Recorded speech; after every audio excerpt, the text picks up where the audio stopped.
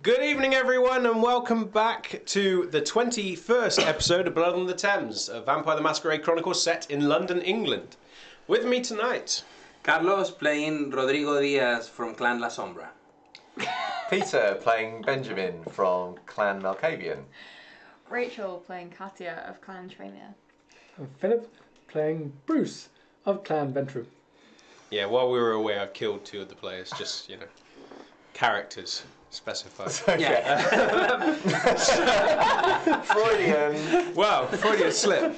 God, that rarely happens nowadays. I'm so careful. So, we will begin with a recap from episode 20, especially since we've had a long break away. Hopefully you enjoyed Spectaculars last week with awesome Peter running the story. Costumes alone. Oh yeah, they were great. Yeah.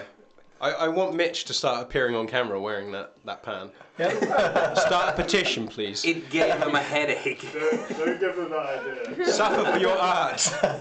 Anyway, back to the recap, guys. Righto. Well, the coterie last session went for a group hunt and successfully managed to restore themselves with no major issues. Benjamin completed his painting and delivered it to Edmund, and it seemed to be acceptable. Jim then finds Sarah with his coterie there for backup. There is no trap, which he thought, only a very angry Sarah. And rather than tell her the truth, Jim stays fairly quiet as she rants and rages and slaps him a few times, unwilling to breach the masquerade. As a result, she leaves disgusted with Jim. Alicia tells Jim to leave it be and then proceeds to give him her number. Moses has a little bit of an uncomfortable and awkward experience with the ghost.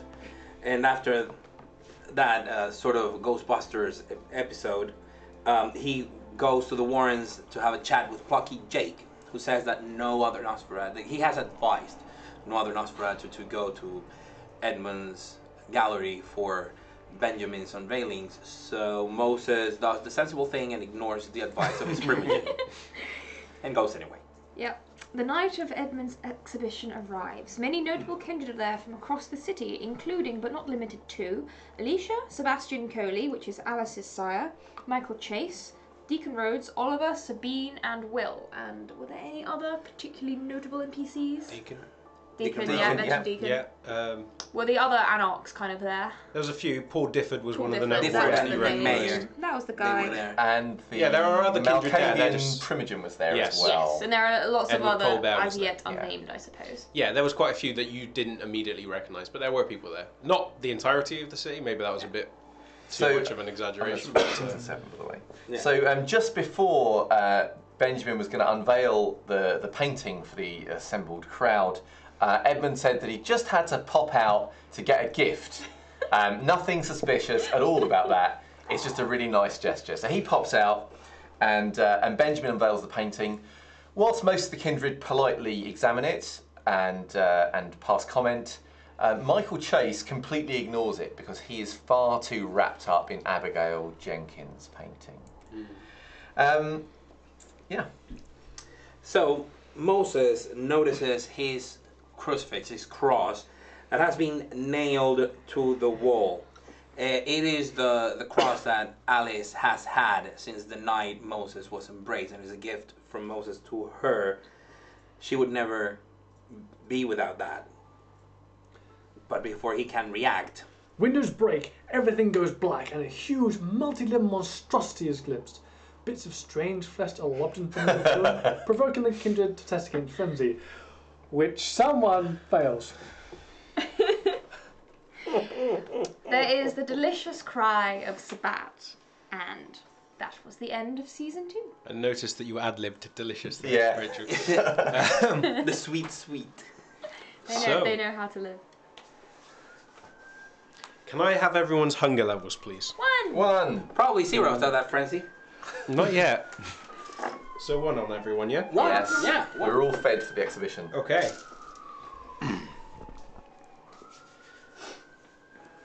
Oh my god. So.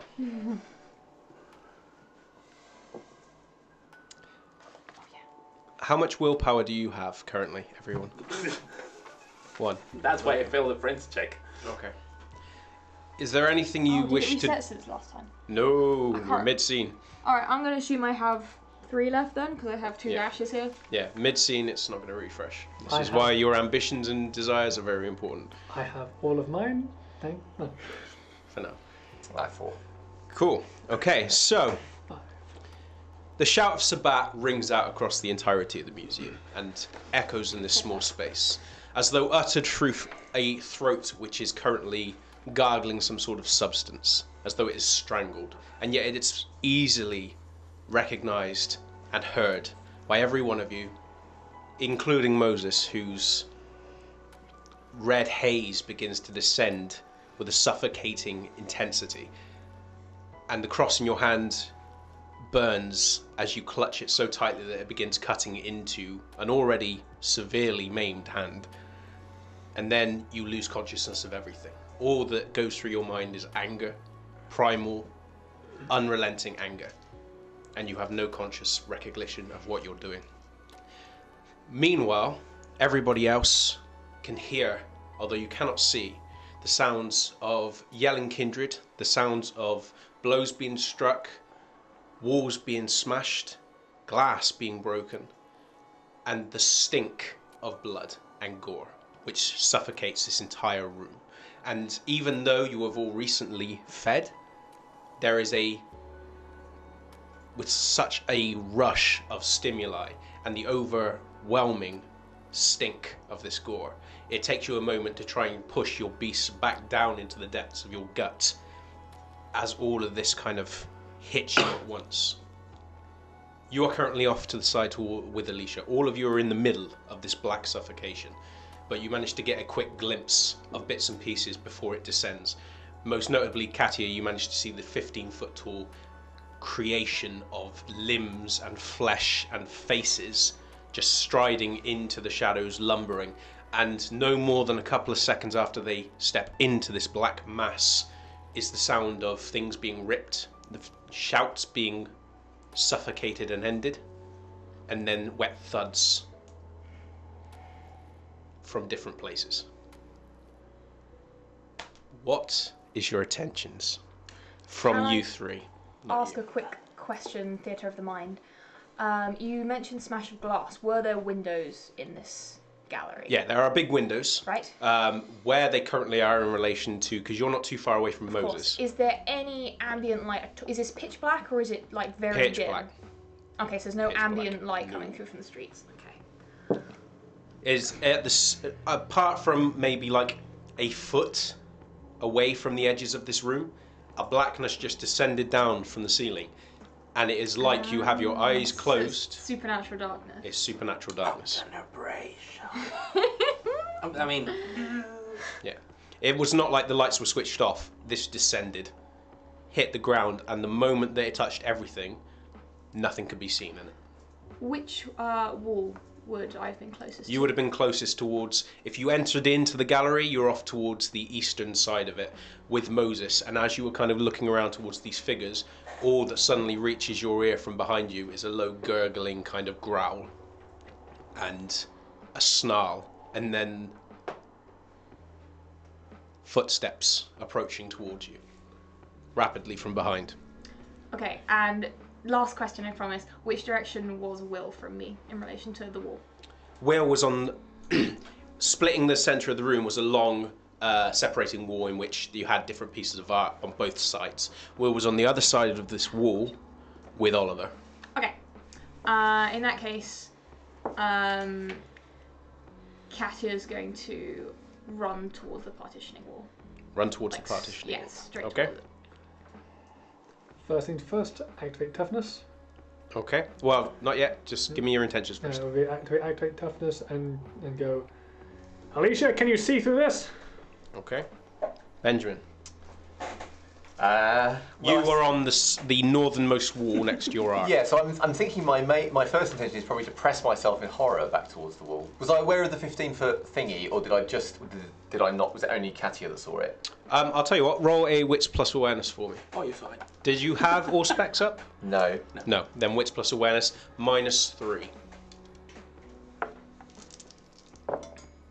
2. 2. You would have caught the glimpse of something, what looked to be a leg that is probably about the size of your torso, if not larger. Okay. The tail end of something moving into the shadows, but you wouldn't have caught a full glimpse of this thing. So I think Benjamin is going to press himself against the wall. Okay.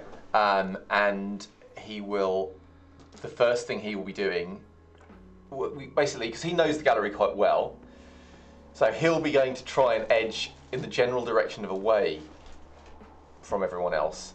Okay. I don't think it's going to matter to him whether, if the nearest thing is an exit, great.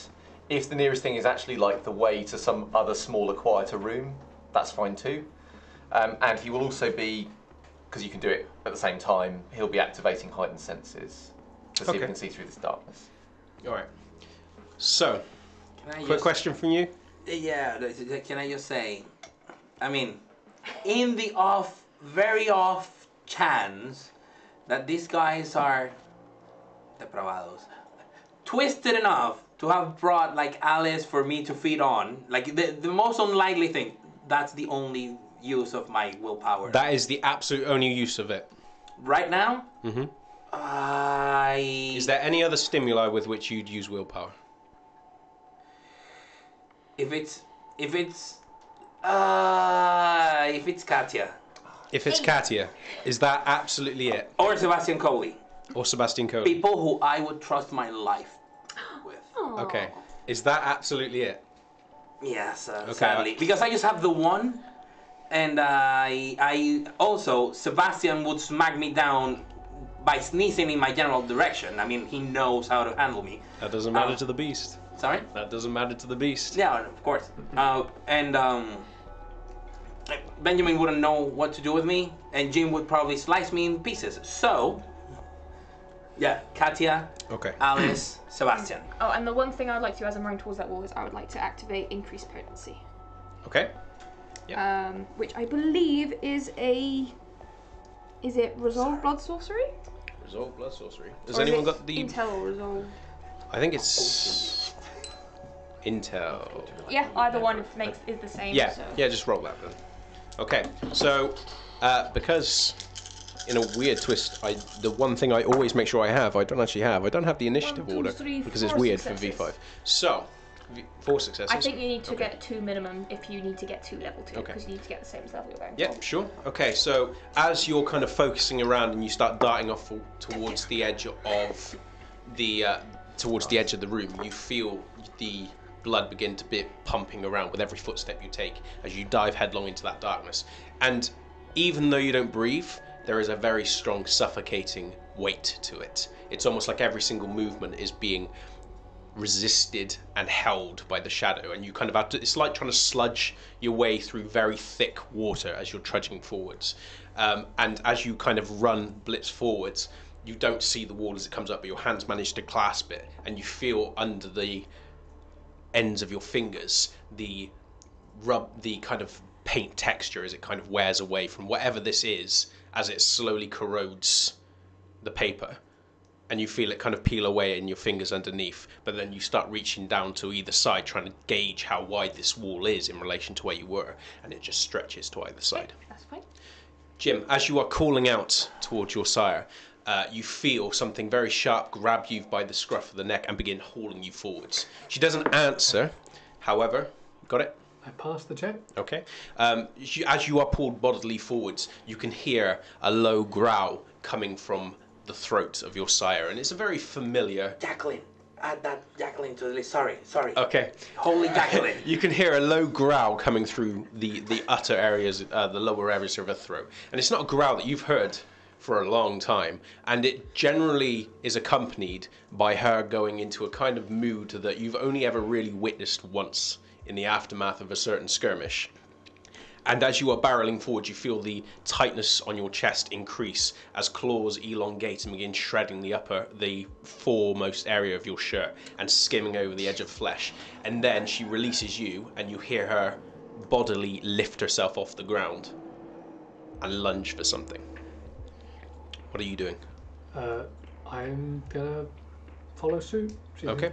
Right. So in this case, if you are following suit, I'm going to need you to make a What's your intention here? Are you going to be throwing yourself at whatever she's going for? I'm going to go for what she's going for. In this case, it is going to be. You are going to be rolling strength plus brawl. Grappling will not apply. With a -3.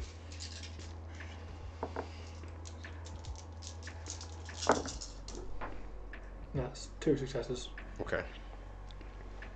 2 successes. 2. Okay.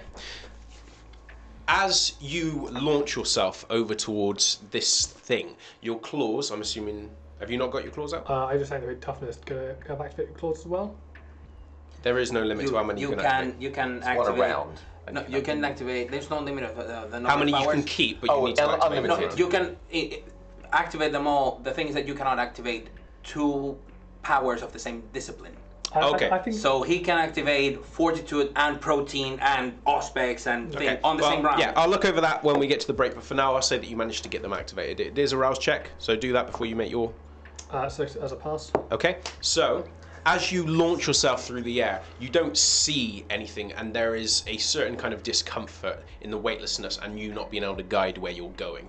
But you make contact with something bodily, something which stretches far beyond the extent of your form, and your claws rend into it. But as you manage to puncture through rotting flesh, and you can smell the absolute stink and feel the ichor go up your arms as you just penetrate it with both sides, you can hear Alicia pulling back and just slashing and going to town with a low growl. However, you feel something massive and solid connect with the side of your jaw that dislodges you from being attached to whatever this is. So you will take 1 point of superficial damage, halved and rounded up, because it tied with you, and it will take 4.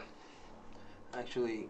No, take 3, not halved, from the claws. And with the Fortitude, that reduced by 2. Because he reduces 2 health level because of his Fortitude. Okay, yeah. So it would just take 1. Okay, yeah. No, for him, because you get a +2 on your... Oh, yes. Yep. And not halved. Yeah. Okay. Yeah. However... Go, Jim! I guess. Unless you're hitting me, then stop, Jim. Then you're fucked. Yeah. So you cannot see this thing, but you feel the solid crack on the side of your jaw, and you feel your jaw, not for the first time, and probably not for the last time, dislocate as you are thrown down towards the ground, landing in what you would probably tell people to be somewhat of a balanced cat-like landing, but it's more of a kind of skirmish of limbs. And you can still hear Alicia just tearing into whatever this is. And based upon the wetness that meets your cheek, as well as something solid striking, she's ripping chunks out of whatever this is. So, I just need to confirm. Yep. Okay. So, Benjamin, you are trying to find your way around.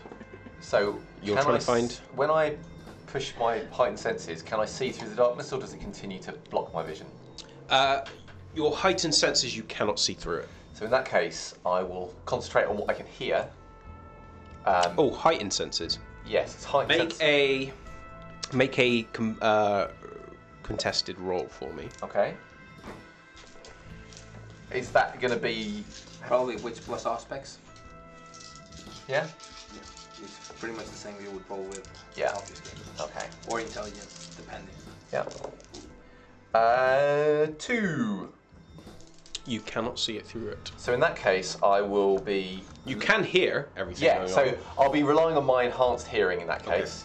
And I will also, if you like, in this action, as I'm creeping, activate Silence of Death. Okay. So where are you headed? What is your aim? Because you know this gallery pretty well. Yeah, so where is the nearest safe place? Either a door out of here, a way out, or some kind of thing where I can get out of the main chamber. And I mean, there are several doors which branch off into alcoves. You don't know how concentrated this attack is. No. You could, if you want to get away from the main room, the closest thing is down into the basement. But there is no way out of the basement. Nothing so safe like hiding in the basement. Yes. Alternatively, you could go around either side of the room because you are equidistant towards the front door. The only alternative is Edmund's office. Well, Edmund probably is getting my gift there, right? Mm-hmm. So I will go towards Edmund's office. Okay. Unless it's easier to get out through the back exit, That would be my alternate option. That's just slightly beyond where Edmund's office is. We'll start with the as it curls office. around. Okay. And if he's not there to make it all right, then I'll run to the exit. So you begin creeping away. As this onslaught happens in front of you, the moment that you activate your senses to try and see anything, it's entirely jarring. The fact that this power that you've become so reliant on and that you use so often just does not work. Your hearing just, skyrockets. You can hear, and you're not grateful for it, the sound of flesh being rendered, shouts going, blood being gurgled, and various other unappealing sounds, but you cannot see. My main aim here, or Benjamin's main aim, is if he can hear anything coming nearby, to use the sound to avoid it. Okay. In case Whatever's anything close by. Well, unless whatever it is that's close by says, "Hello, I'm Edmund, I've come to rescue you," then yes, generally I'm going to avoid it and try and creep towards his office. Okay, so you start making your way around the side, and it is comforting in that whilst you can hear the sound of people shouting, you can hear a growl which over off into the side, you can hear other growls amidst this as kindred lose themselves to frenzy. Yeah. And you're acquainted with the sound of that now. Yes. And it is alarming. Beyond arguably anything else that you can hear, save for the sounds of thundering, impossibly heavy footsteps that are just echoing through this in 3 different locations. Although you can hear close to one of these pounding footfalls the sound of Jim as he grunts and is thrown bodily to the ground. You start making your way around to the other side, comforted by the fact you cannot hear your own feet. And you start making your way around, guiding yourself by your hand against the wall, making sure that you're not branching further into the darkness than you mean to. Once or twice you stop as you can hear someone barreling past you, and you can hear growls, guttural, snarling, and you just pause, ready for that split second where they might notice you, but they barrel past and lunge for something else that you can't see, and you continue going around. Your fingers just skim over and almost cut deep into the shattered remains of a window. But how safe it is for you to go through it? Do you want to try going through that window, or do you want to continue towards Edmund? I think the office at this point. Okay, so you continue making your way around. Moses, you are aware of only the briefest of sensations and stimuli. You can feel the pounding of a long dead heart as you are thrown bodily forwards into something. And you can hear very faintly the most inhuman, bestial snarl that you've ever heard. And you are thinly aware at the distant part of your mind that that snarl is coming from you.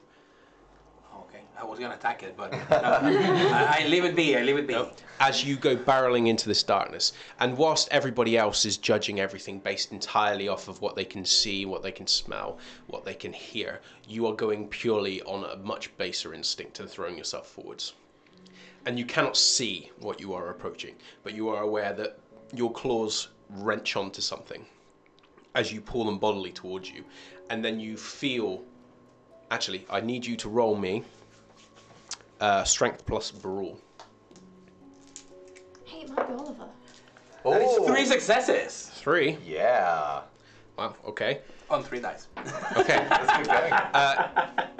You feel your hands grab onto something, and as it twists and you feel your hand go underneath your drawer trying to shove you away, you bite down onto the hand, pull away some sort of material. You can't tell what it is, although there is a small part of you which can guess what body part you've just wrenched off.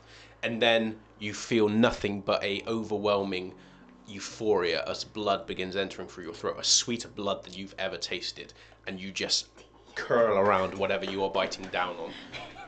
And the blood and whatever gore you've ripped away from this arm just goes down your throat, and then you curl over this body and just feed. Katia, what else are you doing? Okay, so Katia is kind of shaking, like back against the wall. She reaches into her, I guess her clutch bag, takes out a very small little plastic punnet, cracks it open, shoves a spider into her mouth, holds it under her tongue, and then bites her wrist, chews a bit, and swallows.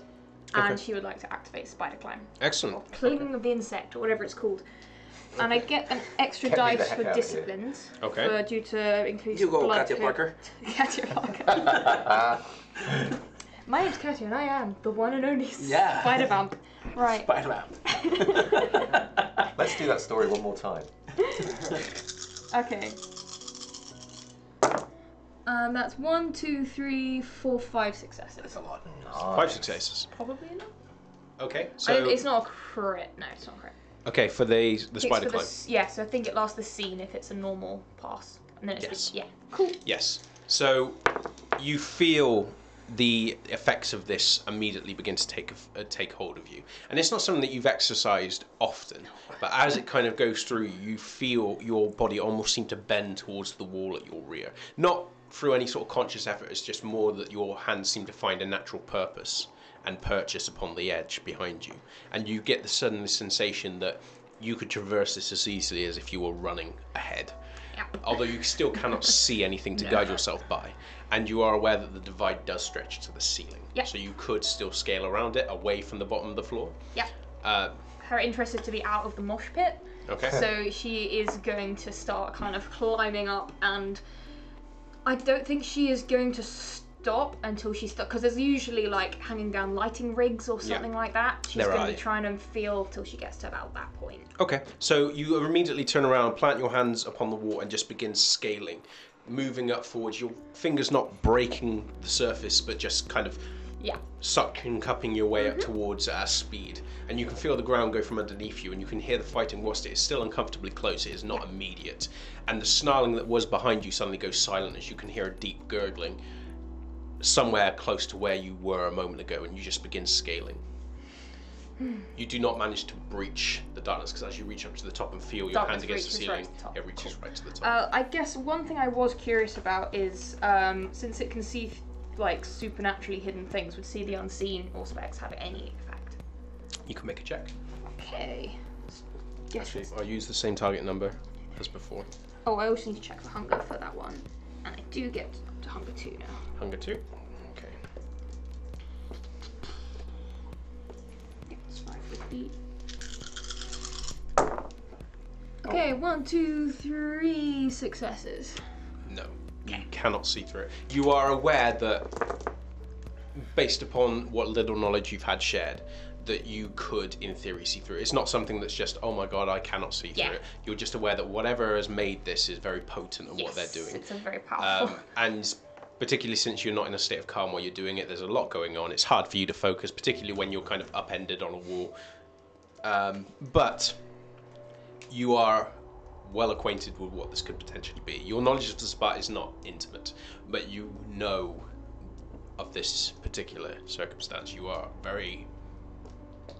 Everybody that knows anything about the Sabbat is well acquainted with what a certain kind of prowess from the clan of Shadows is. Jim. Launching back in the. Okay. Back. So you climb back towards your feet, and are you diving for the same area? Down for about the same area where he can probably hear Alicia still ripping chunks out. Okay. Before you do, you can hear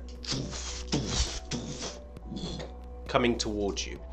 Are you going to do this as a two-way conflict, or are you going to go on the defensive in response? I'm going to go on the defensive response. I can't see Jim. Okay, so in this case, I need you to roll Dex plus Athletics -3. This is -3 because I can't see. Yeah, you can't see jack shit. Nothing actually. Okay. That's 2. 2. Okay. You take 5, halved and rounded up to 3 points as you begin ducking down underneath, or whatever it's dropped down to by. Drop it down to 1. It's 5 minus 2, 3. Five Yeah. halved, round up to 3, and -2 down to 1. No, you subtract your fortitude, then have Yeah, it. so it'd go down to 3, round up, and then go to 2. 2. Yeah. 2. Yeah, so you 5. take, so even though your body has become more formidable, more durable from the power of the bloods, it begins pulsing through you, almost becoming like iron-like underneath your flesh. You feel the contact which lifts you bodily up off your feet and sends you again slamming not towards the ground this time, but in towards the wall, and you can hear the clattering as the painting behind you just drops and swings. You certainly feel the impact from up above, as there is a crack that spans along the other side of the wall. You can feel it behind you from where your head makes contact with the stone. Although, if it wasn't for your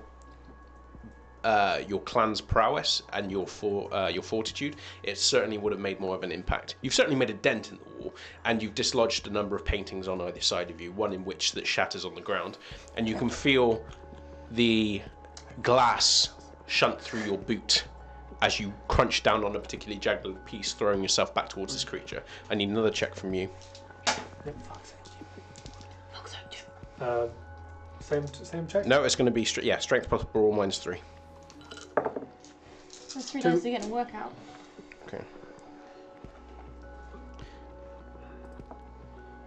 Okay.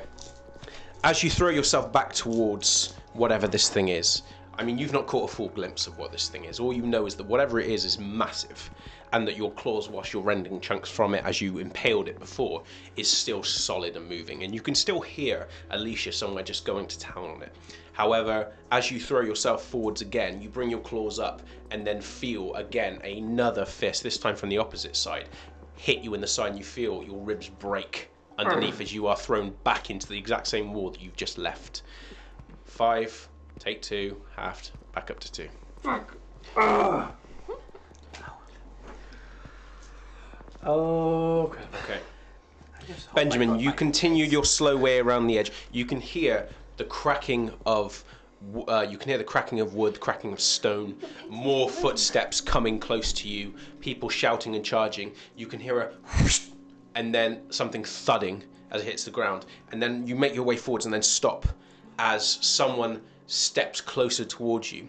And what breaches out of the shadow in this foot distance between you and the door is what looks to be a sword edge. And then over the edge of the sword, you see a familiar face, although it's not particularly a comforting face, I suppose, breaches through the shadow and then observes you. And then Jacqueline removes the sword as she steps back into the shadow and then moves back in. And you watch her go. Then you hear another and then another thud. And then you continue on your way around the edge. It doesn't take you too long to reach towards the door, but as you reach for it, are you just going to go straight in, or are you doing anything else? Unless there's anything immediately where I am, then yeah, I'm just going to slip into the office. Okay, you pull it open, and whilst the door is, there's this very, very subtle creak to it. Nothing that anybody else would notice, but something that you and Edmund have noticed. There's nothing as you open it and pull it through. And then you look inside the office, and there's no one in there. Okay, then I'm just going to close the door, because I wouldn't leave the door on this open. side? No, I'm not going in. If I open the door and there's no one there, I'll just close it and keep going for the exit. Okay, so you continue to make your way around. Look, I just go, don't do So, no, don't mind me, I'm so sorry. okay. Yeah. I will need... And I was getting shot into the wall repeatedly, yeah. Just go bang, come bang. A wits plus awareness roll from you, please. For me? Yes. Okay. -3. Does the fact that I can hear make any difference with your specs? I know I can't see. Yeah, you've got it up, yeah? Yeah. So I'll still let you add your raw specs, but it's still going to be a -3. Oh, okay. So hang on. So your raw specs will probably negate part of the penalty. Yes. So wits, awareness -3, plus raw specs. Okay. 2. Okay. You can hear, as you open the door and start moving towards the head, towards the edge of the room, a getting louder as though something is barreling towards you. Towards me? Yeah. You are only aware of the pleasure of whatever the hell it is you're drinking. And you're also aware that whatever it is gripping you with an intensity which is causing the bones in your arm to snap. But you do not let go. You continue to feed, and the beast is screaming with relish inside you. I use that blood to heal. As I can I use my whatever I have in my hand? So I probably lost the cross, but if I still have it, focus on it. Not to regain control, my anger. Since I am right now gripping my anger completely, I'm just gonna have that be my anger. Okay. Like the fact that I don't know where Alice is. You continue to drink. Although that is the reason for the source of your anger, it's not the reason the beast understands. And you would be ashamed to realise that at no point in your mind is Alice a priority. Your beast doesn't care about Alice. Your beast would be feeding on her if she was in front of you. And there is a part of you which, very small part, in this state of mind wouldn't care. But these are all thoughts which are very distant, and it's not something that you consider at this point. However,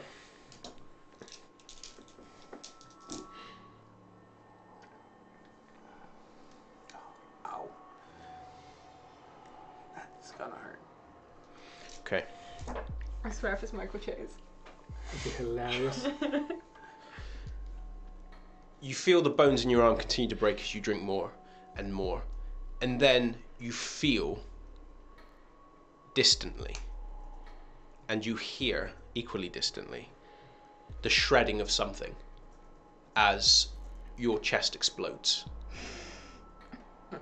And then all sensation vanishes and you slump over whatever body it is. And then you focus on nothing. You can hear nothing. One down, I guess.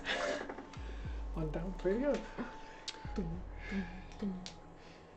Katya, you've managed to scale up, and as you are moving around, you can feel the rigging not too far away. Okay.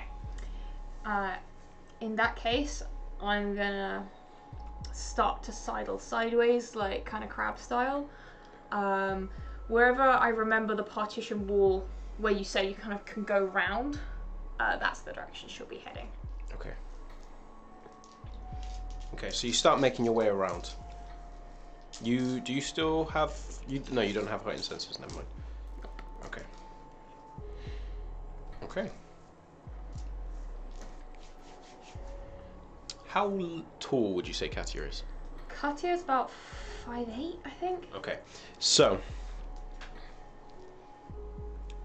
you begin making your way slowly around, and then just as you start to panel around the edge, you feel something snare on your foot and begin tugging, almost incessantly. But it's not gripping you and trying to...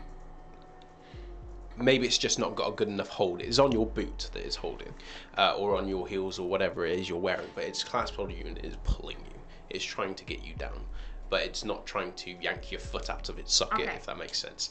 But it is incessant. Can she try and kick off that shoe? Yeah, sure. We'll say make a dex plus athletics. Okay. Oh, rad. That's not too bad. This will be two-way, so if you succeed, you'll manage to kick it off and you'll deal damage to whatever it is. She's definitely got very sharp stilettos. Yep. If you fail, you'll be dislodged and pulled off. I might rouse for this, and Okay, because sure. of potency, I get 2 dice when I rouse. Okay. Nice. Oh. Oh, I got it. This is what willpower I'm is. taking a picture of that. Jesus Christ. Christ. Now that's a willpower Yeah, that check. is definitely a willpower Yeah. check. Oh, por Dios. Okay. Yeah, that's woof. Jesus Christ. Man. Well, you said that before I marked off willpower, so I'm still going You to do might it. get a crit win. To be fair, I'm only rolling on 5 dice. Yeah. What? Yeah, but a crit win will give you 4. I've got I've got a crit win and 3 I was successes. close. No, sorry. 2 Okay. successes. You begin pounding through the blood as you try and kick it off, and your shoe does come loose, but then whatever it is releases and snaps shut on your ankle and yanks, and you feel your grip go from underneath you, and then you hit the ground solidly. But as the what would have been air comes out of you, you feel this same grip on you moves from your ankle over towards underneath your arm and starts trying to haul you up. And then as you let through a low hiss, the hands which lift you moves away from gripping you underneath the arm, grabs hold of your hand and starts pulling you. Are you resisting? No, I will go with the hand. This is distinctly unmutilating. Okay. You're awkwardly Can I hear running anyone else come and on call one me again? stiletto now. Oh, she's kicked off Oh the no, other you can stiletto. still hear that. You're lopsidedly moving at the moment through the darkness. You can still hear this thing thrashing. You can hear Alicia not only snarling and growling, but there is a low bestial cackle as she rips more out. And you can feel the gore kind of hitting you as she is just tearing chunks out of this thing. But whatever it is, it seems more interested in ripping you apart than her. Whether she's lodged somewhere where it can't get to, you are its priority target. And you have no idea what's going on. You don't even know what this thing is. You just know it's massive. And you can still feel it directly in front of you, even though you can't see it. And you can't hear it over the absolute mayhem that's going around you. What do you want to do? Now keep in mind that whatever this thing is, you are at a disadvantage in terms of hurting it because you can't see it. Yeah. But your sire is going to town. So what do you want to do? You're following your sire, and I will. So Good man. Such a mama's boy. the -3, but I will rouse for. It kind of suck. He spent 2 books trying to find her, and now he's like, "Fuck you, Alicia." You're gonna me kill. Oh man, I thought you got another crit. Yeah. That'd be great. I got 3, Okay. and the rouse is successful. Okay. So this is your making the attack, yeah? Yes. Okay. So this time you lumber forwards. A sharp pain going up your side as you can feel the rib. It's already punctured a lung. If you were alive, this would be more serious, but it's punctured through the lung, and all you've got is a low kind of guttural hiss out the side as instinctively you throw yourself forward, breathing and exhaling as you launch yourself. And your claws again find purchase. What did you roll? I rolled 3. Okay, so you do 3 unsoaked.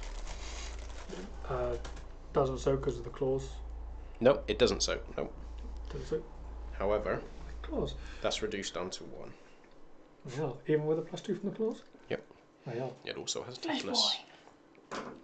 So you launch yourself at it and begin sinking your claws further in. And this time you manage to find a purchase. You will get +1, so it will reduce your penalty from -2. Because of the size of the thing and the fact you've got claws which are adept for climbing, you are embedded in it. And you can feel the momentum as it begins thrashing.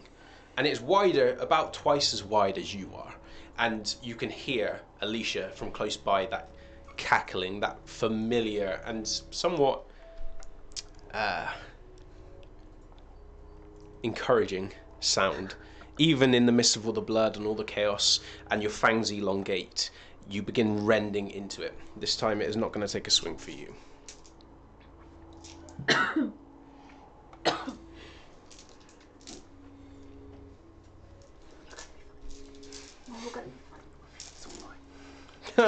Sorry. You can feel it thrashing, and its arms, although they are close to you, suddenly turn and swing back. And then you hear a and then the sound of something massive and heavy dropping, and the creature lilts to one side, almost as though a significant part of it has just been cut away. Ah, he's the Black Knight, not you. She's the one that's becoming killable. Yeah, but he's losing all his limbs. Yeah. Okay. Now, is there anything else you want to do, or are you just going to hold on and then prepare yourself to continue the assault? Just gonna be Okay. ripping apart. Benjamin, you can hear these footsteps rapidly approaching. Are they towards like giant, heavy, super No. big footsteps? Just No. regular running footsteps coming in my you. direction? Yes. So are they between me and the exit door? Or are they coming from like a side? No. They are barreling. They are coming directly Right. from behind you. I'm going to sprint for the exit. Okay. I need you to make a strength plus athletics roll. Not dex and athletics. No, it's more. This is more kind of speed than you Okay, trying to so maneuver your way around Strength things. and athletics, yeah? Yeah, because this is So just pure foot strength. speed. Yeah. 1, 2, 3, 4. Okay. You start making your way When over. it comes to running away from things. You start making your way Close or over. critical? Any sort of caution now thrown to the wind as you just barrel forwards. Only half of your vision actually picks up anything, because there is only a very small gap of light. Yeah. The rest of your vision is in blackness, and it is very jarring trying to look between the two. And you just continue moving forwards, and the footsteps are right on behind you. And you fight the instinctual urge to look back. And then just as you start reaching around towards the edge and this corner of the shadows towards the door, you feel something collide solidly with your heel, bringing you low, and then you feel something grab hold of you from behind and throw you against the wall. Okay. Stop. It doesn't cause any damage, but it's now holding you in place. Can I see it where I am? The thing, the individual that is in front of you Yes. looks to be a young woman with a hood up. Yeah. And she's looking at underneath you, and she's holding a stake, about to drive it into you. What? We will cut back. What are you doing? Firstly, I'm following this person who's taken my hand. Can I identify the direction that they're leading me in? They seem to be taking you towards the front door. Okay. Or in the direction of the front door. I will towards the south. continue to run with them for now. Okay. You can hear a kind of... It's low breathing, it's not from her. It's almost as though someone close by is kind of rasping in breath, trying to control it, and it's low to the ground. And then you can hear something being dragged, and then you can hear more footsteps, you can hear more shattering of glass, and still smell the kind of increase of blood as you barrel past the landing sites of one of those balls of gore. But you continue to barrel forwards, led on by this figure.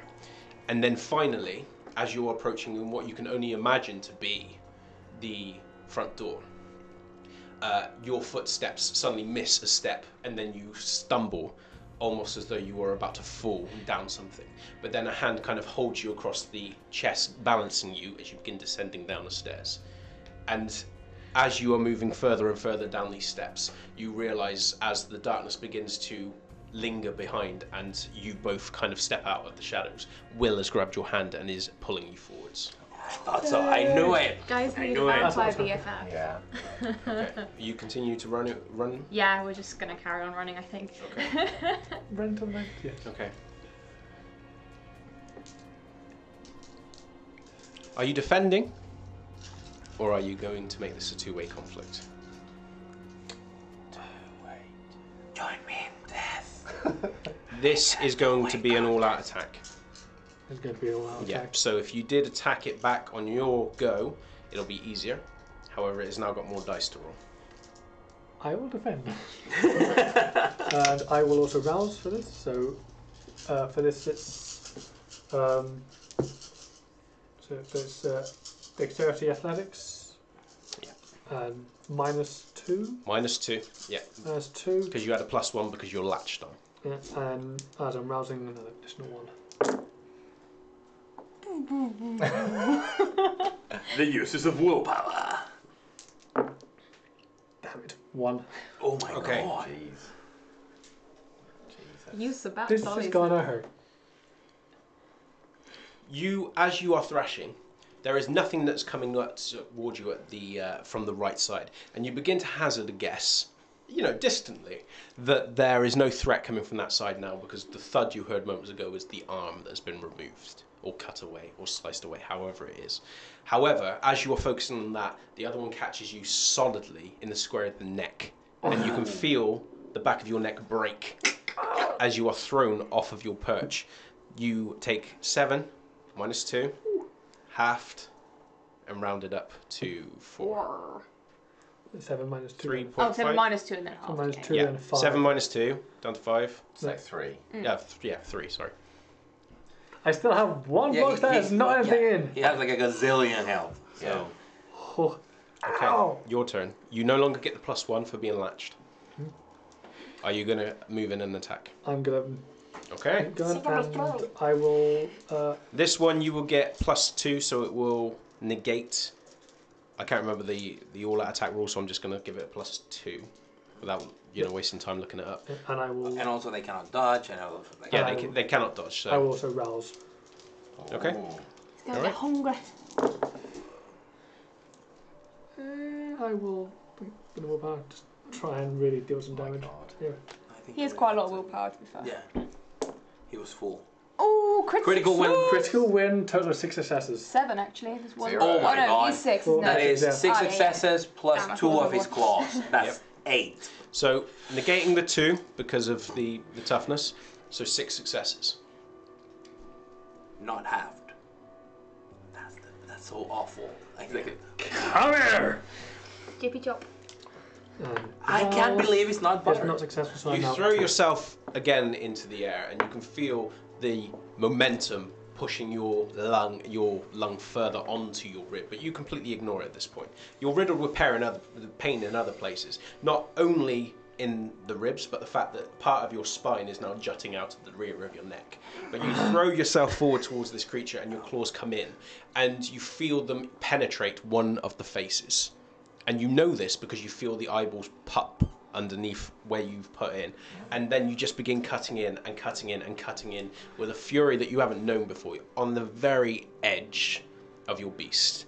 But you continue to push and push and push, and you can feel an equal pressure coming from the rear of this creature. And between you and your sire, you rip this thing apart. And you feel it slump to the ground and then thrash as it twists and turns. But as you both climb on top of it, you just continue to rip and rend until it stops twitching and becomes still.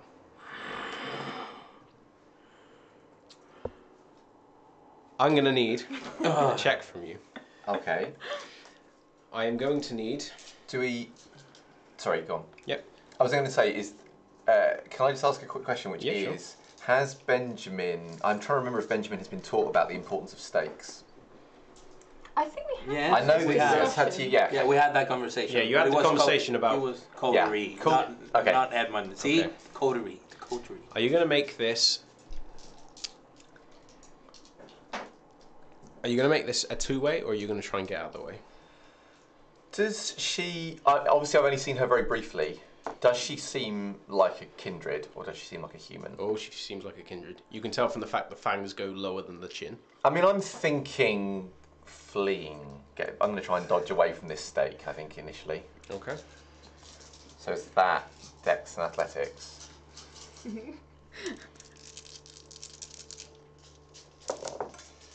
I'm going to spend a point of willpower, because, you know, it's like a stake and everything. Everyone's just burning it. Oh! Crit It's win, like 5 successes. Impressive. and 5 successes. Okay. As you see the stake coming up towards you, it is inches away from your heart before, out of pure reflex, you bring your arm around and club her on the side of the face as you flail and throw yourself towards the door.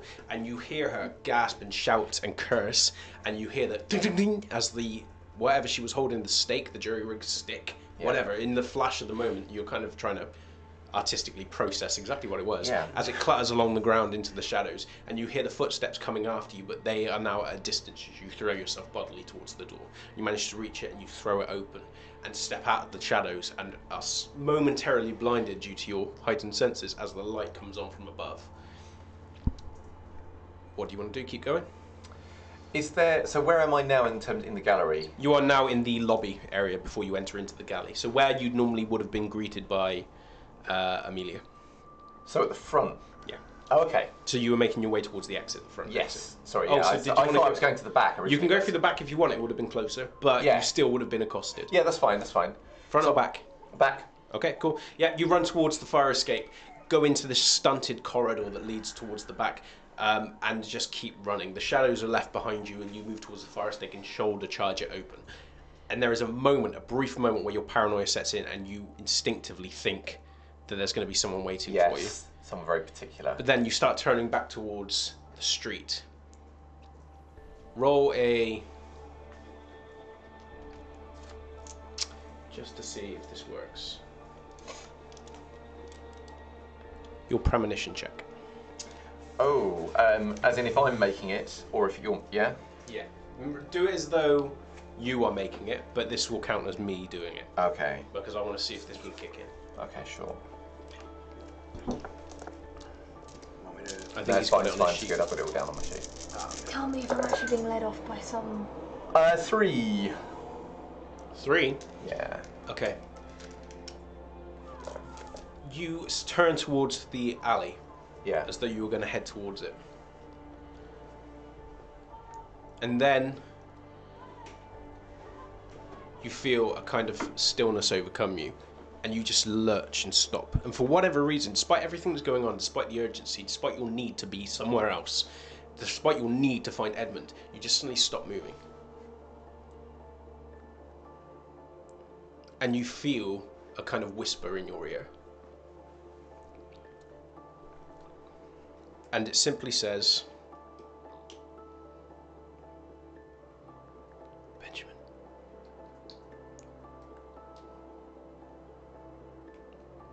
to me, Benjamin. Your messy critical from the last session. Yes. Oh. You begin lapsing into a kind of focus on this one particular piece. But in the same instance, you are well aware that if you step forwards, you will be taken. If you step backwards, you will be taken. If you step inside, you will be safe. As in step back inside the gallery. Do I think that is where the come to me Benjamin is coming from? No. You know it's not coming from there. It's distant, and it's almost like it's coming from the east. So I have this strong impression that if I go backwards or forwards, I'm done for. Yeah. It's almost like there's a cold, that familiar cold sensation from front and back, but there's a warmth coming back towards the door that your hand is still kind of on. And it's like the warmth is going up through your hand. Then, I've always trusted that before, so I will trust that instinct. Okay, you look forward and you look behind you, and then still in silence, you step back into the door and just push it shut behind you, and then pull the fire handle just to secure it in place. And then you just stop moving and just stare at the door. Do you want to do anything else? I guess I can see here the darkness doesn't extend this far, is that right? No. Where the main room is, there is a door leading towards the corridor which goes towards the fire exit. Okay. Both fire doors are shut, and you are in a corridor where you can see fine, but there's no one in there but you. I guess I will just listen out just in case anyone seems to be coming. I'm assuming there's nowhere to hide in this corridor. Just a straight corridor. So I guess if I think someone's coming and they sound like a giant scary thing, I might run away or upscale or something. But for now, I will stay here because if this is where it feels warm and fuzzy, then that's where I'm going to be. Katia, you can feel the footfalls going underneath you as you are being pulled bodily forwards. And Will doesn't say anything as she pulls you. In fact, she seems incessantly looking not at you, but seems to be focusing on where she's going. And at the base of the gallery, she starts pulling you around the corner and then stops, looks up towards the ceiling, and you follow her gaze up towards what looks to be very small kind of... Do an intelligence plus...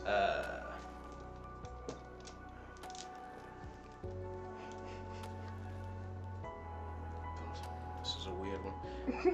Plus firearms. Firearms. Wait, saw that have you coming. got like cannons installed in this gallery? What? Yeah, I don't know why I'm bothering to look. She didn't know she's a gun. The art of the pistol.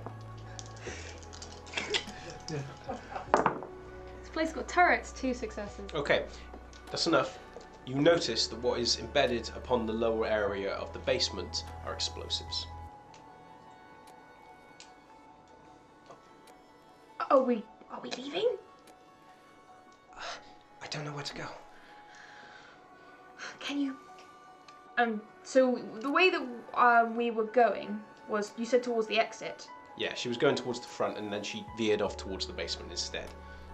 And then as soon as she's gotten down and her gaze has noticed that there's explosives, she's just stopped. All right. Does the basement come off the main room, or is it like in a? It comes off the main room, it's not in an alcove. The explosives where the position will bring the central chamber down.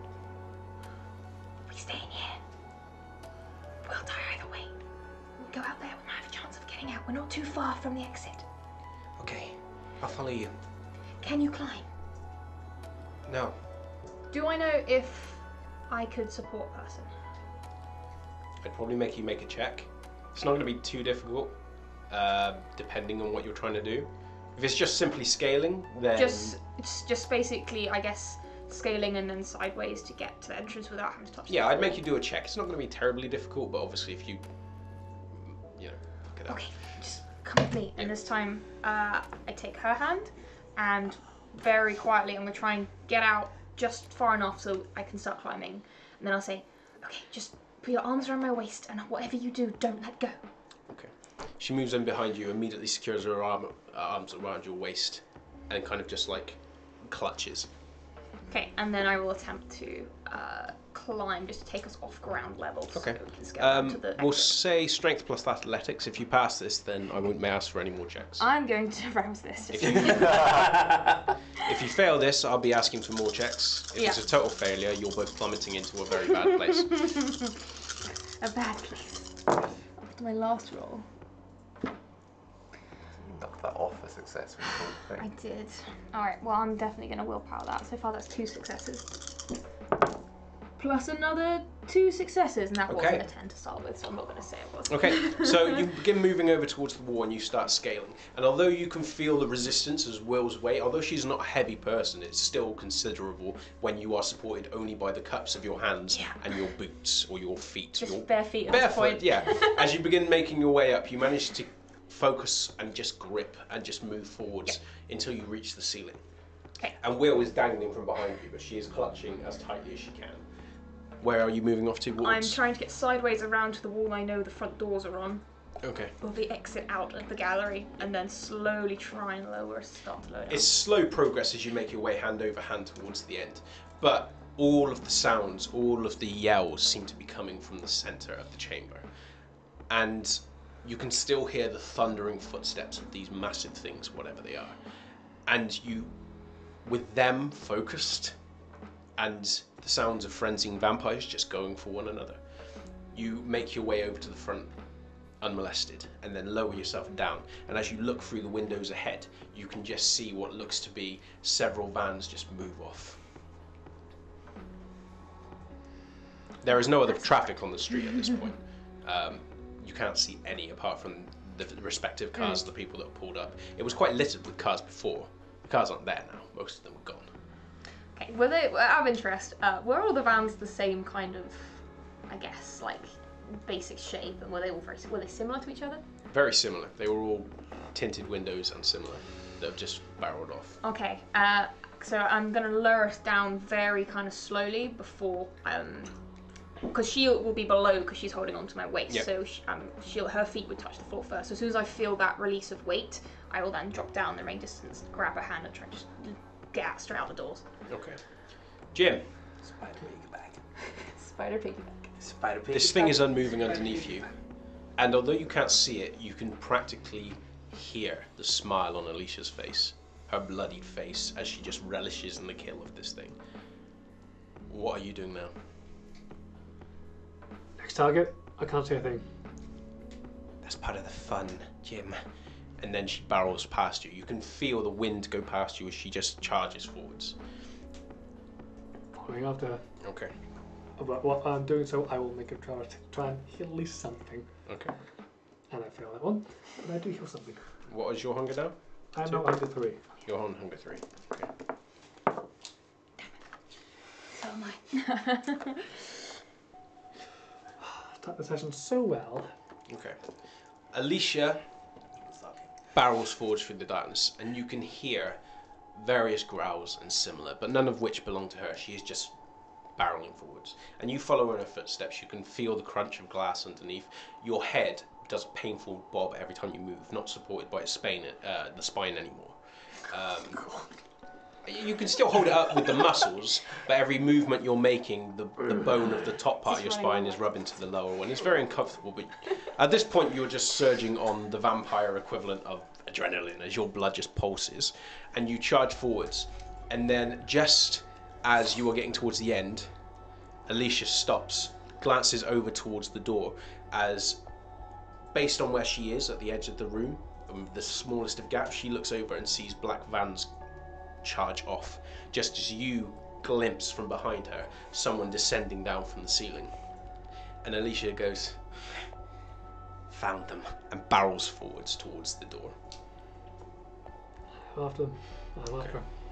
Are you remaining where you are? If this is a quiet, safe place where no one is killing anyone and where it seems like the right place to be, then I guess so, yeah. Okay. Maybe I'm now leaning against the wall, staring into space, in shock. But also, I mean, obviously I'm still listening out, but I'm probably not, doing anything. Benjamin.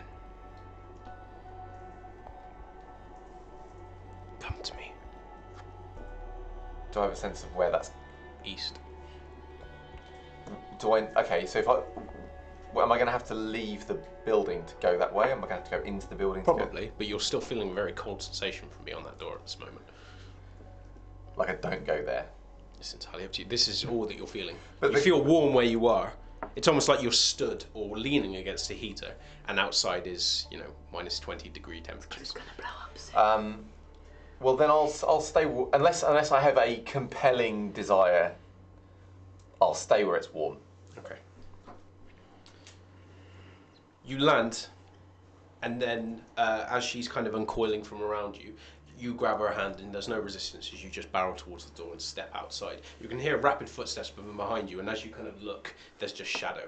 And then what breaches through the shadow is Alicia with very long claws, and you only recognise her from. I was gonna say, I haven't actually met her in person yet. You only recognise her as being, well, in that case. I've seen the security You've seen the footage. footage, Yeah, you've seen the footage, and this woman that was glimpsed in the footage, wearing a full pantsuit, a very attractive woman with her hair kind of pulled down the side, absolutely coated in gore, with chunks of rotted flesh littering claws, which are a good, sizable length. As she just runs forward, looks immediately past you with cat-like, very narrow eyes towards the road, glimpsing in the direction of where you saw the black vans go, and then she barrels out, shoulder charges the door, and pauses, looks back at Jim, and then makes her way over towards a familiar car. Not his car. Well, I mean, we're still leaving. Okay. So you're following, yeah? I'll ask Will. Will, do you have a car? How did you get here? Oliver, wherever you're going, I'm going. Okay, fine. Jim, have you got some seats? Sure. It's not even your car. The car that she's barreling towards is actually a car that is used or has been glimpsed in use. Very rarely, actually, because he doesn't really drive himself. Edmund's car. Not Edmund, sorry. Michael Chase's car. On the one occasion where you've glimpsed him coming in. And you can tell it's Edmund's car just purely because... Michael's. Wait, Edmund or Michael? Michael. Okay. Michael Chase's car. I apologise. She's making her way towards Michael Chase's car. She moves over towards the side and punches a fist through it, breaking the window. She uncouples it and throws herself into Okay, fine. the You have passenger to. seat. I've got plausible deniability. Okay. Who's going in the driver's seat? Not us. And I'm assuming not me. if you are going in the driver's seat, you need to get rid of these. If Alicia's not going for the driver's seat, No, she's gone passenger seat. I will go for the driver's seat. You know from experience she hates cars. I will drop the claws then and I will Okay. drive. Just dragging Will into the back seat. Oh, she goes in with you. She is very much shaken. I She- immediately give her a hug. Yeah, she embraces you back, and you can feel the kind of quaking. It's odd. Vampires don't shake anymore because they don't have the adrenaline going through. But she is surprising that even now she looks, in this close proximity, to be quite humane, quite human, in that her cheeks are still flushed. And you're giggling. He's making me laugh because he keeps saying, "Hey, have you looked at chat?" Behave, you. And she holds you in, and then just looks over towards the front of the car, almost as though she's just completely at a loss for where she's going or what she's doing. But that doesn't seem to be something that troubles her. She doesn't say anything. And then, as Jim puts his foot down on the accelerator, Alicia just kind of semi leans out of the window, almost in the scene reminiscent of, like, Dark Knight Return, not Dark Knight Returns, no, the Dark Knight, where she's kind of just leaning out, just looking forwards as the hair just billows behind her. She's It's just like a dog staring with its into head it. out the window. Yes, but in a more In a cool way. Yeah, in a cool way. Come on, don't diminish this. This is Gangrel we're talking about. Just leaning out, just staring All into the the blood darkness, and slapping you on the pull away and window. start racing forwards. I will need some checks from you in a Oh moment. yeah. This is getting dangerous. Ooh. I remember. Oh. Sorry, I remember I'm a on drive play as check well. like that once. Oh my goodness. I hastily make sure Will has a seatbelt on. Okay. You're channeling your inner Benjamin. His voice in your mind. Use it. Tell him to slow down, for goodness sake. Stop You've smashed enough windows, no more. Benjamin, Yes. The warm sensation that you're feeling is now intensified beyond the point where it is comfortable. Okay. What was previously a kind of war, against the cold, it felt Yeah. okay. And whilst there is still a coldness outside, it is ebbed slightly. Okay. Almost in contrast to the rising heat that you're feeling around you, almost to the degree like it's uncomfortable. And now you are starting to feel a kind of numbness spread through your limbs. This does not seem good at all. No. What do you want to do? Well, I guess in that case, I will go in the direction of Edmund's voice. Okay. Because that is now the next best. So you barrel out onto the back out into this corridor, this stone corridor, as you hear and watch as cars race off. And do a wits plus awareness for me. Okay. Plus aspect? You need to save Moses. It's down to you. I will, yeah. If he's still got it. 1, 2, 3, 4, 5. You add enough. You note in the briefest flash of movement as it goes past the edge of the corridor, Jim, Katia, Will, and Alicia. someone else in the car. I think I've seen Alicia. In a car. The footage. In a car that, in a brief glimpse of memory, you recognise as a car that was sitting in prominence outside the Purple Turtle. Okay. As it races off down after a black van that you saw moments before when you first came into this alleyway, barreling past. And the moment that you stop, you hear from behind you, and as you look up, you see two individuals turn and look at you, quite hunched individuals, and they start barreling towards you. Okay, I'm going to classify them as bad. But you're in a warm, fuzzy place. They can't hurt you. In terms of where I am, what are the nearest objects that I can get to? Is the Turn in the corner. Okay, so I will run around the corner, and I will activate obfuscate. Okay, so just do a strength plus athletics for me. Okay. If you succeed at this, you'll get around the corner and activate it. Is it a contested roll? Yes. Then I'll spend a point of willpower. Yeah, you're better. You're better, boy. Oh man. Everything's fine. 2. Okay, tie success. You goes to you.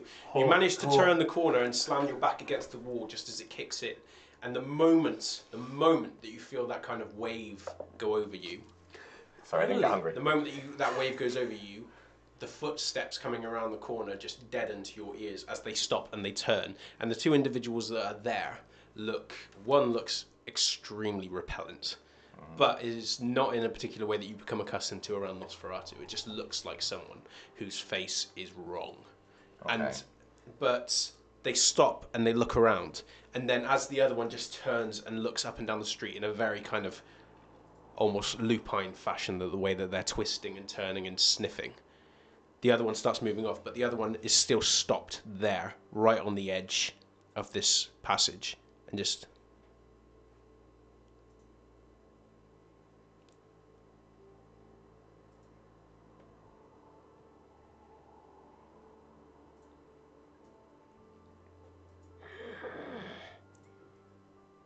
recedes back into the corridor behind him as the other one tears off down the street.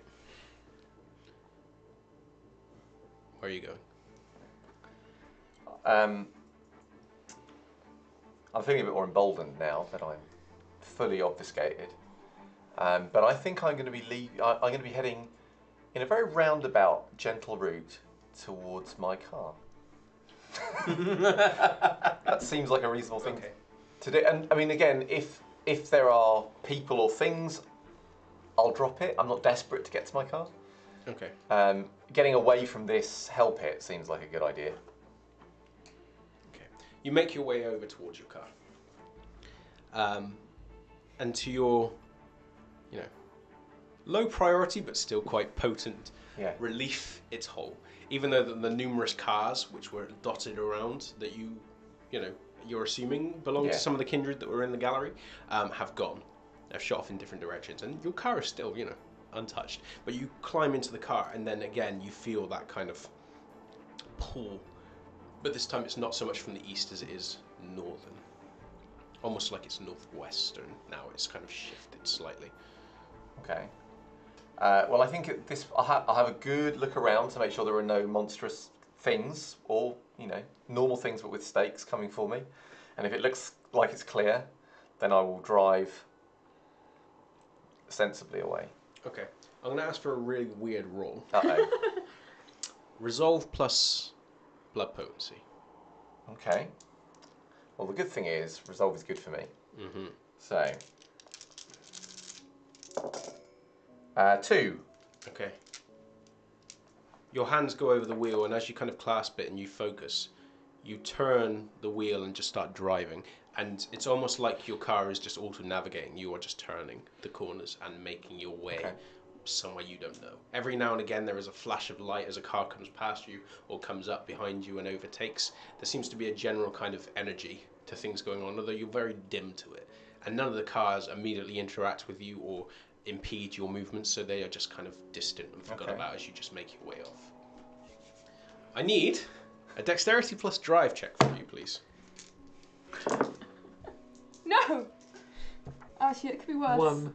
Oh yeah, that was nearly. I literally, all I saw was That's the a bad 1. one. That was nearly the end of the world. Ooh. It's alright if we don't Turning catch up. out, you quickly become intimately familiar with the reason why you don't generally drive. If Benjamin was in the car, you can guarantee there would be hell going loose behind you from the haphazard way that you were traversing the streets. And you can hear the thrashing from behind you as both Katia and Will are thrown bodily into the sides of the seat as you race off down. The only person that seems completely relaxed with the speed you're going at is Alicia, and that's because she is just glued. Her vision is glued upon one of the black vans directly ahead of her. You continue to race towards it. You are making slow pace towards it as it is moving in and out of the street. But the moment that you start gaining ground on it, it accelerates and starts picking up speed. I need another check from you. I immediately regret my decision. You do. Oh, that's another 1. Okay. Oh my god. But so close to being the worst thing in the world. It accelerates further and begins gaining more ground as you Oh, take that is across such a the shame. If you lose a And contested as- roll. Okay. Technically speaking, I'm just doing a rules check. If you lose a contested roll and you have a bestial, as in so you've got a success, but you've also got a bestial. Does that count as a bestial, or is it only if you have no successes? Not in contested roles, because, for example, combat, two-way combat and things like that. When if it's a It two-way is roll. normally a contested roll as well. Yeah. So for the So- sake of just Okay. keeping things going, raise your hunger. That's not very good either. Or an aggravated point of damage, your choice. Ooh, jeez. Sorry. No, I'm Fucking glad you're being Benjamin. honest about it. Yeah. Your choice. I'm channeling Benjamin, being very straight and playing with the rules. To be fair, if we crash, we'll take some damage, but then we don't have to fight the Sabbat. And I'll be like, that's such a shame. You'll take less damage in a crash. Yeah, but then you don't get inducted. How dare you bait me in this way? If Will wasn't here. How do you know that she's not survived? I mean, that's a great plot twist. What are you doing? The damage. Okay. Ooh. In the furious Roleplay. movement, as you begin moving forwards and the car accelerates, you try and keep pace, but as they accelerate and turn the corner, you go with such a speed that you are thrown against your own window, and you witness through the small gap in the headrest and the upper body of the seat, his spine jump further out from the gap in his neck. If it was not for his muscles, his head would be His all incredibly over the thick place. neck. But it is now past the point where his body will heal it easily. This is now a mutilated neck, and it is quite a blatant masquerade breach. I can see the spine, yes. Yes. So you take your 1 point. However, as you are focusing on this and trying to control the wheel and bring it around to continue accelerating, you can hear a roar of an engine from behind you, and lights illuminate the rear. And as you look around, I swear if it's the police. nope, it's not the police. It's Benjamin. You're gonna sensibly driving behind you. Okay. I I'm need flashing like Flashing lights. Katia broken. Uh-oh, yeah? to make a dexterity plus athletics I can plus 2. Oh, +2. Well, that's nice. Because you got your seatbelt on. Crystal dice. Yeah, seatbelt. Seatbelts, guys. Seatbelt saves lives. Remember, kids. Okay, that's 1, 2, 3 successes. Okay. Thanks to the rules, that means you succeed.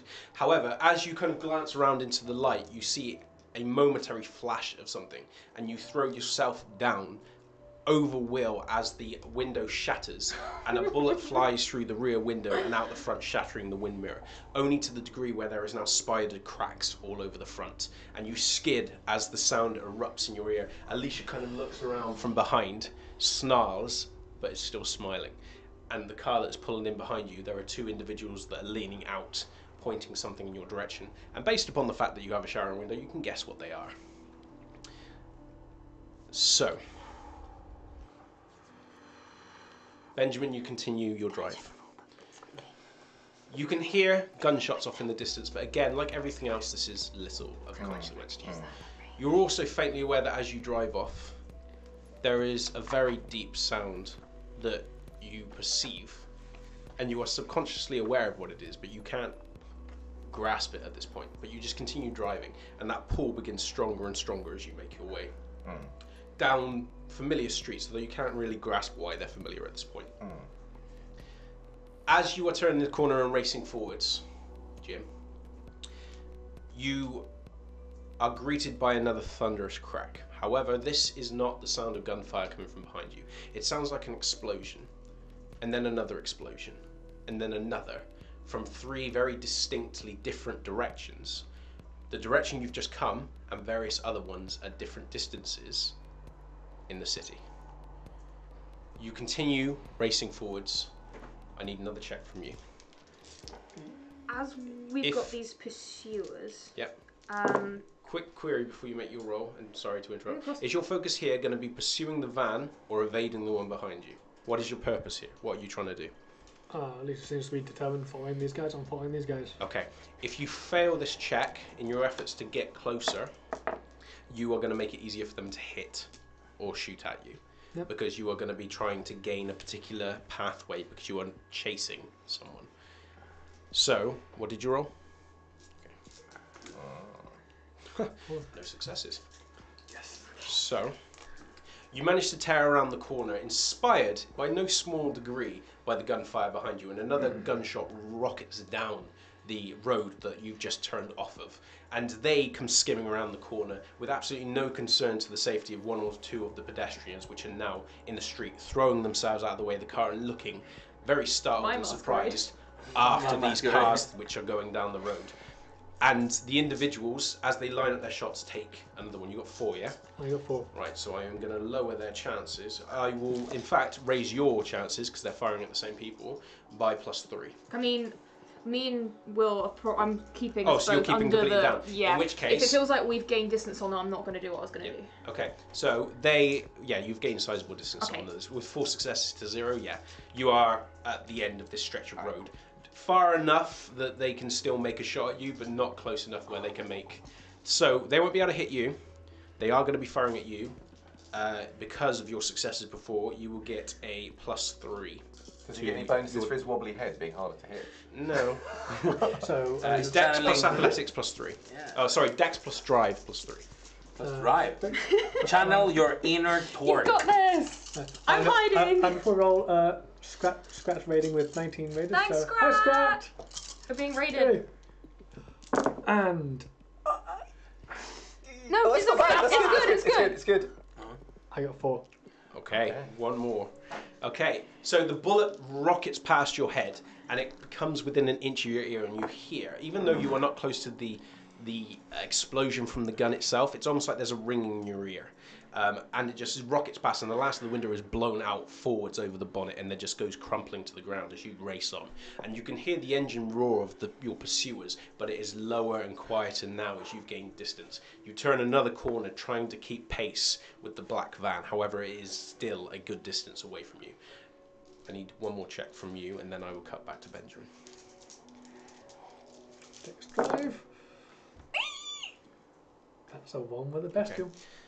It turns the corner, and you rocket after it. And as you slam again, you get the same choice that you had a moment ago.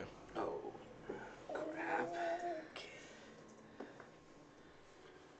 Aggravated? No, which is an entire point of aggravated, or converting a superficial to aggravated? No, it's an entire point. Entire point? You have got a very severe injury. Yeah. Or there's one other option for you. Oh. I will give The you a wounds. crippling injury of my choice. The wounds. The crippling wounds. Would you like to see the menu of crippling injuries? No, wait, I'll just get one for you. Well, Battle wounds. I take it. I take the damage. So you won't take the aggravated, but you take a crippling injury, or you take the aggravated. It sounds like he's got a good one in mind. Take the aggravated. Okay. Okay. So you begin racing around this corner, again taking pursuit after this vehicle. But as the pain continues to jar, as the bone wedges its way further and further outside of the crick in your neck, you turn another corner just to see the tail light twist again. It is getting further and further away from you. If you do not gain ground in the immediate future, you are going to lose it. However, the individuals that are following you have not made suitable ground on you. And as you turn the corner, you feel and hear the explosion of your side window as a bullet makes its way towards you. I need another check from you. You won't gain the bonuses this time. So it's just going to be the +1 to your roll from the cover offered by the car. Are they considered me closer now? They are closer. This is just a fourth car shooting at you. Yeah, I know. But it's probably got vampires in it, Actually, right? it's not going to be a +1, sorry, because you're not No, you get you ignore gun penalties anyway. Yes. So it's just going to be +0, sorry. Okay. It will be +0 because hard cover just gives you a +0. It just means that you don't take a penalty to the dodge roll. Ooh. That was better than last time. 2. Okay. I think I'm getting shot. Everything's fine. Yeah, everything's. I got massive bones straight down my neck. Of course, everything's fine. Okay. You turn the corner and your window shatters, showering you with glass, and then you feel the bullet puncture through the side of your neck. 5 points of superficial, lowered to 3, halved, rounded up to 2. Oh my god. And I am most certainly impaired. Okay. And the bullet punctures out the side of your neck and showers past Alicia. And as you kind of jar and the wheel starts turning, she reaches over with a clawed hand, grabs the top and holds it in place until you've stopped. And she looks around at you and snarls and then releases it, almost as though pissed that you lost yourself in that moment. I need the final check from you to catch up. -2 for impairment. Heal. Yeah, I'll make a val check to heal before that. He's so hungry. Okay. Oh! You're on 4. I'm on 4 hunger. You're on 4. I'm on 4 hunger. Wow. Oh, okay, he's now on 4. Phew. Yeah, Now but I'm on 4 hunger. Okay. that's bad. We're playing Frenzy now. 2. 2. The glimpse of the lights at the back of the van becomes smaller and smaller as they weave in and out of traffic, gaining more and more ground on you. The pain that's going through your neck from the combination of a broken spine, the fact that every breath you take inadvertently whenever you speak or growl or snarl is agony, and the fact that you now have another hole through the side of your neck, just it overwhelms you, and you cannot concentrate enough to avoid traffic. You not stop yourself from clipping anything, but as you have to lift your foot off the accelerator, they just barrel along, turn another corner, and Alicia brings her fist down solidly upon the dashboard, splintering the plastic as she snarls. She doesn't say anything, but she snarls, and her eyes, which were cat-like, just slowly revert back. Her fangs remain out, and she just stares ahead in a kind of lingering maliciousness, as though she's picturing the vehicle being in front of her. She says nothing. You guys in the back, however, are still alive, still showered in glass. Can we hear the car coming behind us? Yes, the car is still there. It is in the distance, though. And as you turn another corner, and you start making your way towards another corner to turn, just as you peek out over the window, you see the car go barreling past in the opposite direction.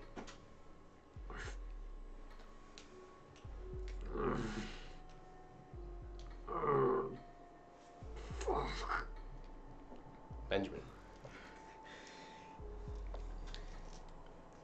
You continue to race on. Race being, carefully, not very accurate word, as you continue to just move in a kind of trance-like state. And then the lights of this particular area become illuminate as people glance up and out of their windows in the direction of the distant noises, which you still haven't clocked what they are yet. But everyone seems awake, someone seems alert, everybody is looking over their TV sets. You can glance through the windows in a kind of distant way and notice that most people are tuned in to the news, but you can't see what it is. And you are just rolling up. And then as you stop your car and you turn off the ignition, you look over towards Abigail's house.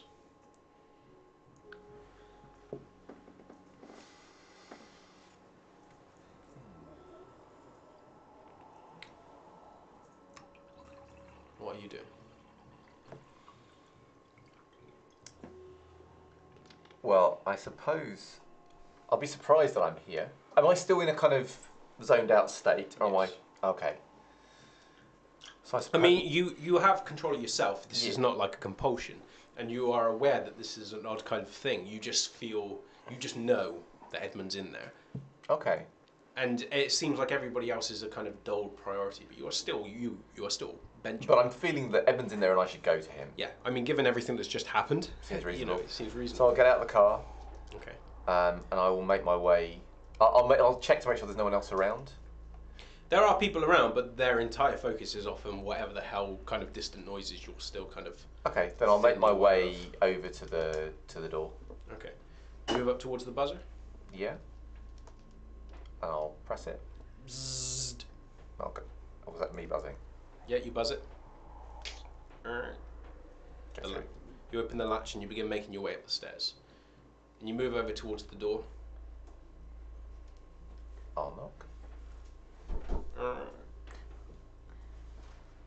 I will listen for the sound of a human person, because I know Edmund can be very quiet, but I'm wondering if Abigail is in there. Can't hear anything. Good. That will reassure me. I'll go in. You do hear something, it's just not human. Oh, fine. Okay. So you open up the door and you step into this familiar place. The place is no different than what it was. But as you're slowly making your way inside, the big glaring difference that you do finally notice is the fact that the marvellous, enviable piece is no longer there. Oh yeah, I know where that is. Because you know where it is. Yeah. And you step over towards the bathroom with the light still on. And you open it. And then you step back as the Persian cat darts out from underneath and through between your legs. And as you turn around and watch its passage, you realise that that Edmund is stood at the front door and is just kind of staring at you. At the front door to the flat? Yeah.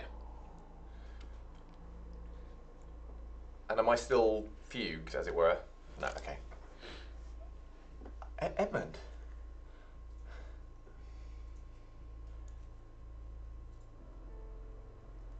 Are you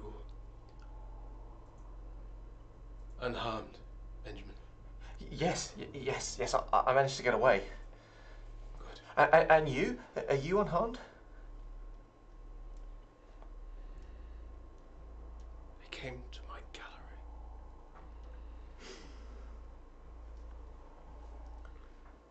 Why? I don't know, but at least you're all right. That's the important thing. You made it.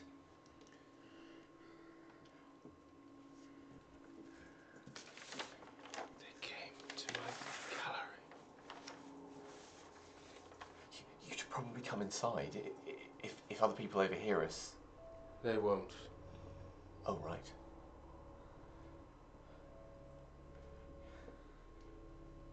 Who were they, Edmund? What's going on?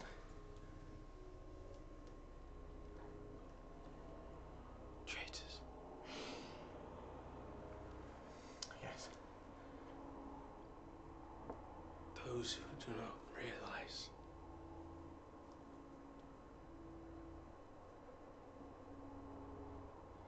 what they've done.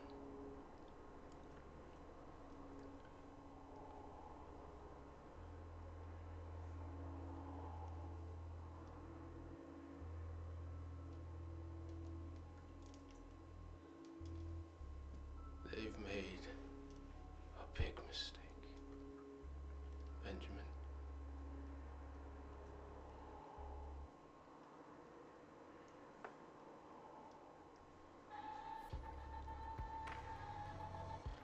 lifts up the cat.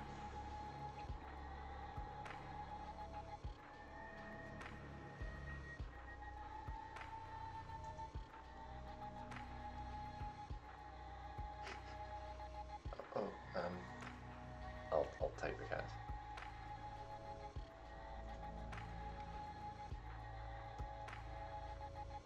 I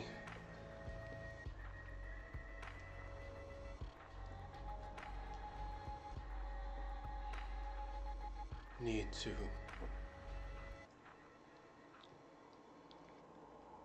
take precautions.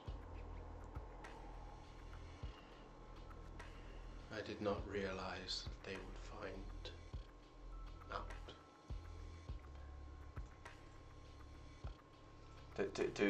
Do I need to take precautions, Edmund, as well?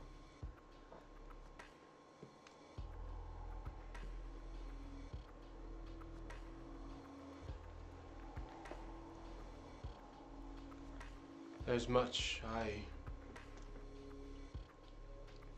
should share with you, Benjamin. But there is a part of me which fears doing so.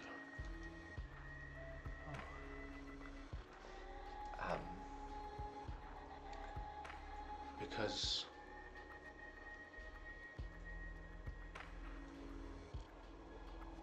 as you are no use to me, as you are, I need who you are. You mean before all of this, before I don't understand. He hands you a bit of paper. A bloody bit of paper. I'll put the cat down. Oh no, he told me to hold the cat, so I'll try and get the cat awkwardly into one arm. The cat is very. It doesn't squirm. Okay. It's content where it is. Okay, fine. Go cat. I'll be relaxed then, and I'll take the bit of paper.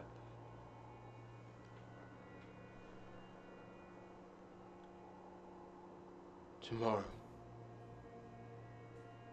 And he turns and he walks out the door.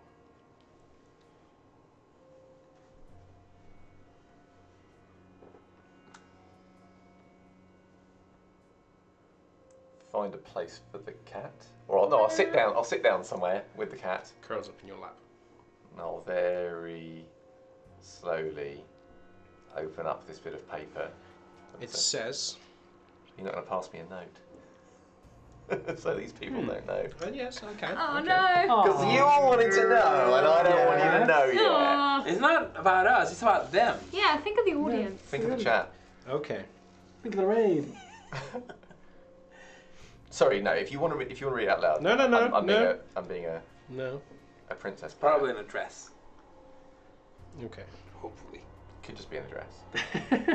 But it might be bring Your me own Katia's name. eyeballs. So we just don't know. I need those. No, you don't. I do though. I'm not a Stygian witch. I can't just take them from someone else. Yeah, you can. You can Well, learn. I mean, if I can, then that's fine, I guess. I can regrow eyeballs. What am I talking about?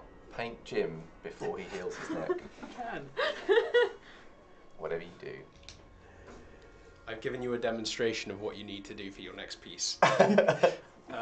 Oh. Can I? I'll take care of that. Thank you. I See, told I you, don't- man. Paper airplanes. I don't know if I've had a Paper. note before.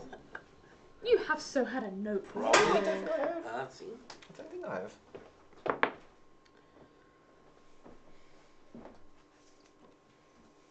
Thank you.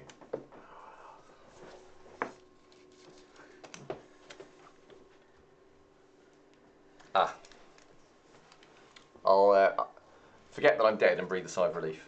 Okay. The gasps of pain will be the starting point of the next part of the break, because I didn't realise that we'd reached the break. So I'm going to pause there, guys. I'm going to hand you over to the players, and then we will pick back up. So Um, I think the start of the break, there's a few people sticking around from Scraticus's raid. Thanks, guys. Thank you. I think we also give them a welcome. Thank you. Nice Hello. to have you. Continue. Okay, so we've got some updates to the relationship map and the Board of the Dead. Relationship Oh, man. no, Jules lost. So, one of the things is that I'm going to hand over to Phil because Jim has updated his opinions of the rest of the coterie. So not only the coterie, but as well. So for the rest of the coterie, Jim's view of Benjamin has now changed to you are not ready for the storm. Correct. Correct. Yeah. Jim very smart as well. And the cat is now a I'm surprised you listened. And to Moses, your faith will not save you. And he wrote these before the first half of the session, which is pretty impressive. Yeah, there's me going. This is scarily accurate now. You will also notice down here the part where Mr. Payton has now gone, but the update to his sister Sarah has changed to I worry about you. Yeah, observant people will notice a few other names have vanished, and we'll show you where they've ended up in a minute. There is a new name on the board, however, which is Sebastian Coley, who is Alice's sire, who made his first appearance at the end of book 2. Maybe his last, who knows? We'll find out, I guess. Yep. So that is that, I believe. I thought there might be, as soon as we catch up with the events of what actually happened at the gallery, might have a few additions to the Board of the Dead. Yep. Yes, Board of the Dead could be packing out. Could it be Moses? Could it be Moses? We have no idea. So, Well, he needs to go on the Board of the Burst for sure. okay. So let's start with the cool section of the Board of the Dead. So we have added Danielle, the Malkavian, and Agnes. Antisocial Agnes. Because both characters are still unalive and kicking. And cool. But they're not currently in active play, so they've moved to the cool board. And for similar reasons, on the not cool section of the board, we have got Amy the werewolf. Because hopefully she has left play for a long time, but we shall see. And then if we come to the Board of the Dead itself, do you want to do this one, Phil? Well, we've decided to update where Mr. Payton has gone to being effectively killed by Alicia, because we're pretty sure that he's not coming back, having heard that he's now missing a leg. So Alicia is a new entry to the Board of the Dead as someone who has killed someone. I suspect she's going to start racking up quickly to challenge her child and the Blood Eagle. We'll have to update that because it's a combined kill by Jim and Alicia for this big ugly thing. Oh, that is true. Hell, that was. Squishy boy. That hurt. So that is boards updated. Yep. Are there any questions from chat this week? Oui, la question.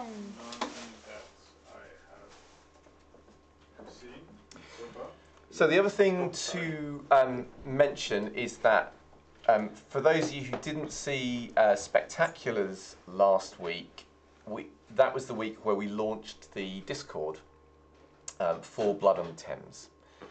So if you haven't yet joined and you would like to, please do. I'm sure that Mitch will be putting a link up any second in the chat, and for those of you who watch this on YouTube, we'll put a link at the bottom as well. At the moment, it is a cool and funky place to hang out. I should add that the players are not allowed there, so you can be as rude about us as you like. And yes, we have plans. It will be growing in the future, but more on that in the future. I see Mitch frantically scrolling so he can. We did want to do a shout out to Alicia, was it? Yes. We have a big shout out to Mighty Paintbrush for the beautiful work on the Blood on the Thames. You can find it on our Twitter. It is awesome. And also a big shout out to Francis Sass, who wrote the blurb on the back cover. It is if you haven't seen it, stunning. It's stunning and it's amazing. It's it's super cool. I mean, Amazing. we're at a loss of words for that. As soon as I Thank can you get very it printed in a really nice way, it is wrapping up all my notes. It is. Yeah. Yeah. Ah. Yeah. I go full Homer when I look at it. Never go full Homer. I Yes. know. And it will definitely be on the website in the future. Oh yeah. Amazing. So. Anyone has had any comments, no. questions? No. Nope. So- Everyone's just stunned horror. I have a question. What's your question? No, but it's like, are you ready with the Discord?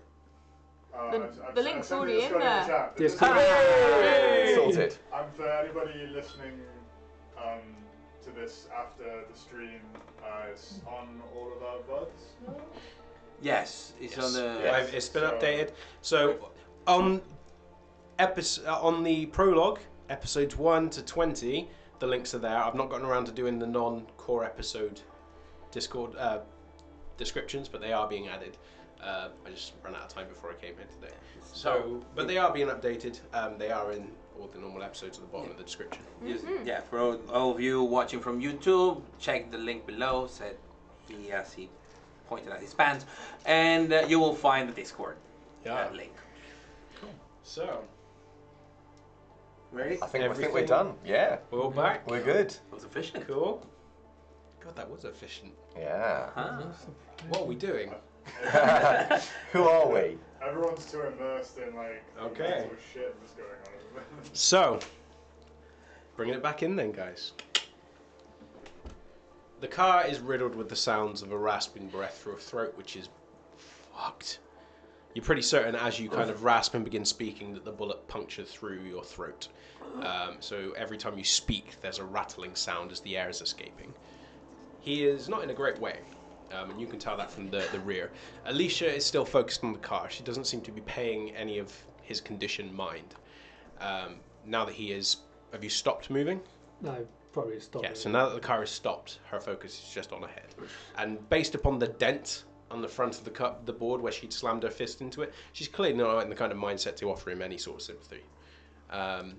Will is still kind of just staring wide-eyed in a way that you are intimately familiar with, but you haven't seen in months. And she hasn't said anything. But it's odd, and you're not certain you'll get used to it for a while. But now that you're studying her, although she looks human, although she's making no clearly conscious effort to appear human, she does. She still looks like Will. But every single time she kind of looks over you and the mouth is slightly open, you can see the fangs. And that is a jarring contrast to what you remember her being. And the way that her eyes are just... There's a very slight delay when her eyes should dilate and undilate. And that is one of the few things that you notice that marks her as now being deceased. And it's a very minute thing.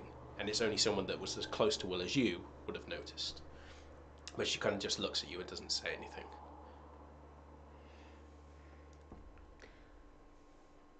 Well, if you want to leave. No.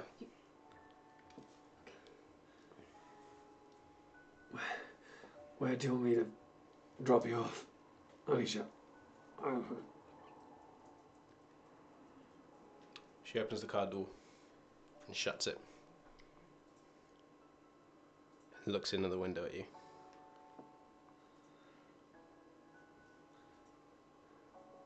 And she just turns around and walks off.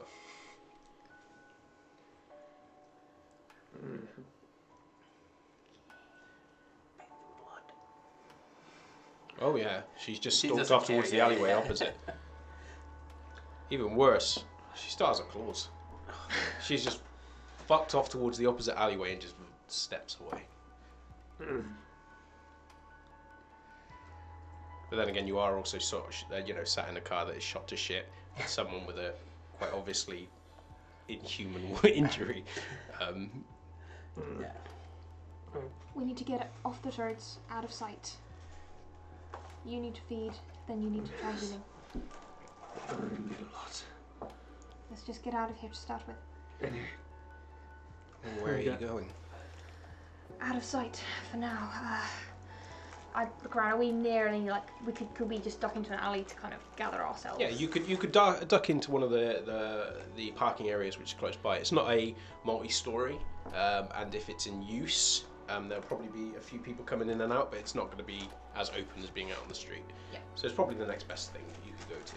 Yeah. And as you pull away, now that you've got no urgency, although you are still riddled with injury, you are able to kind of pull away, weave around the cars.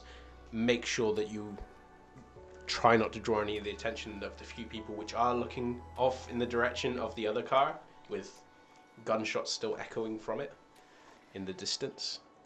Okay, now follow me, keep close and keep quiet. And does this, like most multi-stories, have... Oh, this one's not a multi-story. Oh, okay. This is an open... A normal car. Yeah. Down, okay, down.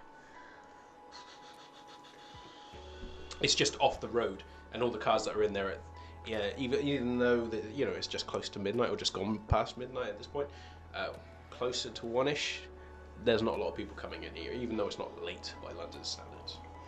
Okay. All right. Is there somewhere a dark kind of alcove that we can kind of stow Jim in outside? Yeah, I mean there are. I mean you're going to have to wander across the street onto the other side, but with the car out of the way, which is the immediately eye-grabbing thing, you'd be able to get him away and tuck him out around the side of a building. Obviously, if there's anyone kind of loitering in there or sleeping in there, they're going to be a problem. But it's better than being where you currently are. Okay, hang tight for a moment. I'll see if I can find something. And then I'm going to turn to Will. Will, I know we haven't spoken in a long time. I'm sorry we can't small talk right now. We got to do something for my coterie mate. Tell me, what have you learned when it comes to people? I know Oliver has a talent for being persuasive. Well, I mean, I can do a lot of that if that's what you need me to do to get him out. He's not the problem. We're going to have to find someone. We have to bring them here, and we're going to have to make sure they don't get seriously hurt. Because we can't leave him wandering around with his head rolling off.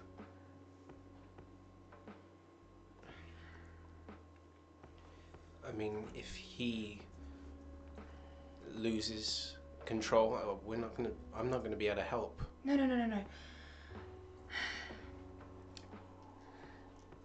At this point, it feels more dangerous to leave him with these ridiculous injuries. And Can't we go into the sewers and get him back to the crossed hands or somewhere? Even my place is closer than this. yeah, that might be the best way. Do you know the way from here? If we did take I subterranean... wouldn't know how to go from the sewers, but I could hazard a guess it's better than being out in the open. Okay, that might be the best plan. You feel you can... I'm going to put back there. Can you travel, at least a short distance? Yeah. We can hide you somewhere.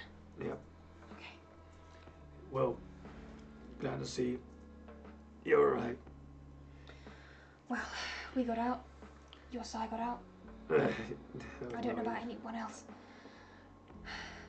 Well, we can wonder about this after we get him in. Yeah. She reaches in and kind of lifts you under the arm a little bit more delicately than she does with Katia, although you get the feeling it's not because she's worried that you're injured, it's more because she doesn't kind of...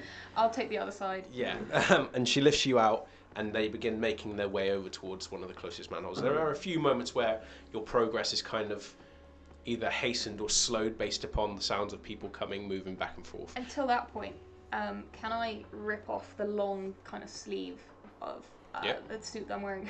Can I try and like tie it around like a splint? Yeah. So it's not lolling about. It hurts. I'm sorry about this. It'll help you keep it up. Do it. But in a weird way, I mean, it draws the attention, but also makes it weirdly unobvious that you have like a bone jutting out. So it kind of... So, and with this in mind, you begin making your way over towards It's a nice story to the get around closest, the neck. closest manhole, and Will begins lifting it off and moving it out of the way. And then she looks over towards you, gives you a nod, and then starts going down the manhole. Okay, make my way down there. I'm gonna try and keep myself between Will and Jim at any one time. Okay. Did either of you see that fucking monster? I think there are a lot of monsters in there, Jim. The size of that thing? Yeah, I mean, I can tell you more about what that probably was when we get back. Fine. Just trying to keep mind occupied at the moment. Okay, well, if we're in the sewers, I guess might as well keep your mind occupied. I guess I will proceed to, in a very surreal kind of conversation, try and explain to him what it was, just to keep his mind on that rather than his injuries. I have no idea what it is as a player, so I have no idea. Okay, so you know about the Sabbat? Yeah. Will was listening. Yeah, that's cool. Okay, do you know much about the individual clans that are usually exclusive to the Sabbat? Do I? Roll intelligence plus politics. It's not -2 because your impairment is physical. Nothing. Okay, so what I can tell you is that darkness that was clearly supernatural, I assumed you gathered that, that was a result of one of those two clans has a sort of control over shadow. That was a very powerful manipulation of darkness there. Even people with, those of us with the ability to see more than what most kindred see, without having quite considerable age, wouldn't have been able to have cut through that. I couldn't see through it. Will, did you see through it? How did you know where I was? I was looking for you. I heard you. You're quite, distinct. I was on a wall. And I could smell you without sounding weird. Okay, I mean, it sounds a little bit weird, but that's fine. I'm very pleased you did. I mean, I couldn't see you. I thought you were over the other side of the room. I'm just so pleased that you got out. Did you see what happened to Oliver? I didn't really look. That's okay. How did you catch my foot? What was that? She is quite tall. She's close to your when height. You said it was, I thought it was like some kind of lasso kind of thing. No. Her hand grabbed you by the foot and pulled you down. Wow. Whether or not she was standing on something to get you down is unclear, but she is quite a tall person. Yeah, I'm just gonna say that was one hell of a yank pulling me off that wall. Yeah. Cool. Good. Cool. I guess. Anyway, yes, darkness. That's by a particular clan known as La Sombra. Not someone you want to run into. You would absolutely hate them. Trust me, they're worse than, I guess, my kind. You don't like me. Well, yeah, that's, no. Anyway, the thing that you sound like you went toe-to-toe with, that's, I guess you could call it a creation of sorts of the other, more or less Sabbat exclusive clan. They go by the name Simisei. I don't know if you've come across that. They're kind of like your very, very, very distant cousins. They probably hate your clan less than everyone else's. They probably hate mine the most. Rather than transform into beasts, they believe they can improve and perfect themselves by transforming their own flesh into shapes that they desire. It's... What? Yeah, you remember... That hurt. Yeah, just don't react too hard, please. You remember that photograph of this very, very spiny Nosferatu? Yeah. One of the things that ticked me off that might have been Sabbat is they can do it with bones. They can have bones jutting out, these spines, almost like having swords coming out of their hat. Okay, I'm getting carried away, but yes. Sounds like you admire them. Fuck. I mean, it's scary. Can you imagine? I mean, I've never even seen it in person. I've only read about it. It's insane. Yeah, that head was probably almost the size of me. Yeah, it sounds like, yeah, they have these sort of, they're almost like golems in some sort of way, made out of just squished together. Often they're Rotting humans. flesh? Yeah, they were probably people once. It's this way. Okay. And she turns off and begins making her way. Are you heading towards Will's? Just gonna head off. Yes, I think so. Okay. Alright. I'll cut back to you now. So I'm sitting in Abigail's flat with her cat on my lap, probably in shock, but after a while, if nothing dramatic has happened, I will take my phone out. Who will I call first?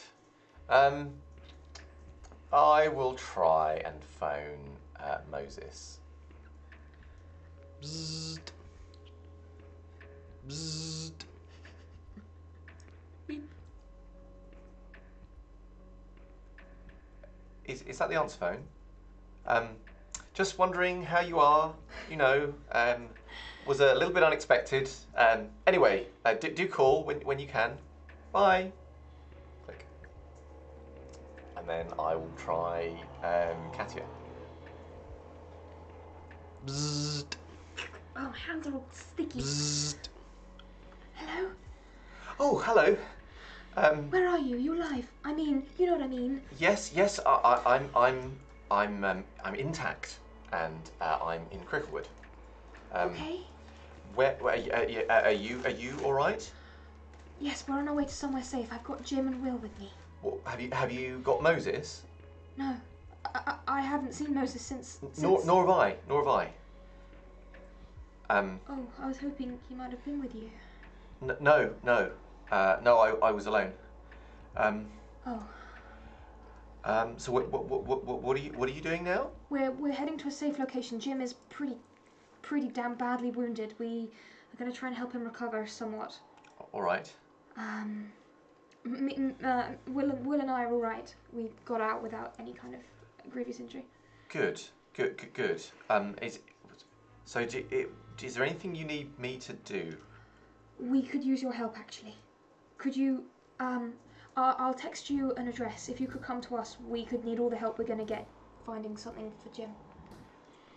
Oh, right. He needs another present, does he? Oh, right. Okay, yes, then. He's not really in a presentable state. Oh, dear. Yeah. Oh, dear. Well, you know what he's like. Well, that's fine. I'm sure we can sort out something to make him more presentable. Are you sure you're all right? Yes, I'm fine. Okay. I mean, you know, as fine as can be expected given the circumstances. You sound remarkably calm. I thought you'd be... no offence intended. I thought you'd be struggling a lot more than you sound like you are. Should we talk about this when I see you? Yes, please do. I'll send you that address. Good. See you soon. Bye. Bye. Will, do you mind if I give my other coterie mate the address and he'll give us a hand? We could probably use some more help. Yeah, do what you need to. Thank you. And I will. Is it the same address? It's the same address. Oh, okay. And I will send that to Benjamin. Benjamin's going to be thinking now. When he was doing the presentation, everyone was there. Abigail wasn't there, was she? When she was doing the... Well, Abigail was not at the gallery. Abigail Jenkins. But she's not here. And I'm in her flat. Curious. 1 + 1 equals... Math with Benjamin. So sorry, I get the text, do I, for this? Yes. Yes, you'll get it. All right.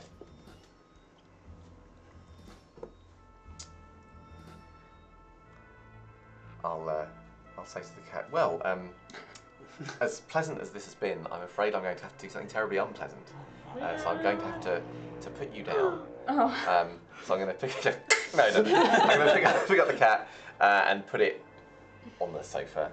The moment you put it on the sofa, it uncurls, moves over to your lap, and just sits and stares at you. You can see the chain dangling from it, saying Fagin. Oh, Fagin.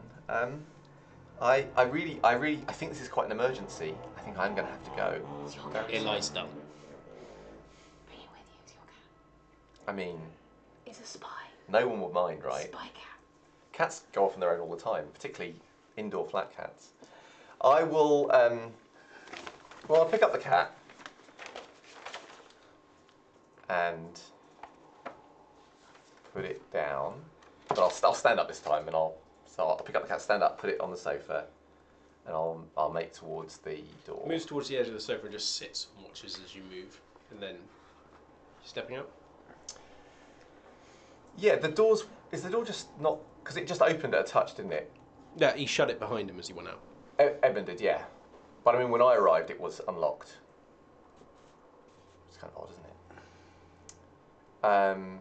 Okay, yeah, I will step out, and I will go. Are you heading to meet them? Yeah. Okay.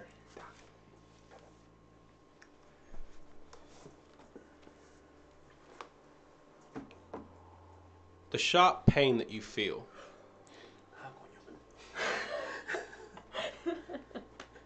is the first thing that becomes clear to you. And the darkness that you're in is impenetrable. Your hands and legs do not move. they're restrained in such a way that even minor movements are difficult. And there is a contrasting, or similar rather, tightness around your neck, as though your head is being held in place.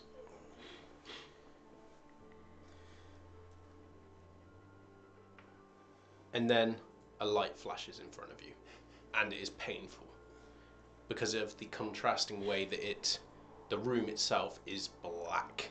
Similar blackness to what you recognised before you fell asleep, although not quite as dense and clearly not as supernatural in that the illuminating floodlights that are flashing on your face, dirty though they are able to penetrate it. And you can hear movement from behind you, but you can't turn your head to see. But you hear footsteps receding from where you were. And then you hear a door. I assume I don't have my cross, You have... just my glove. That's it. The cross isn't there.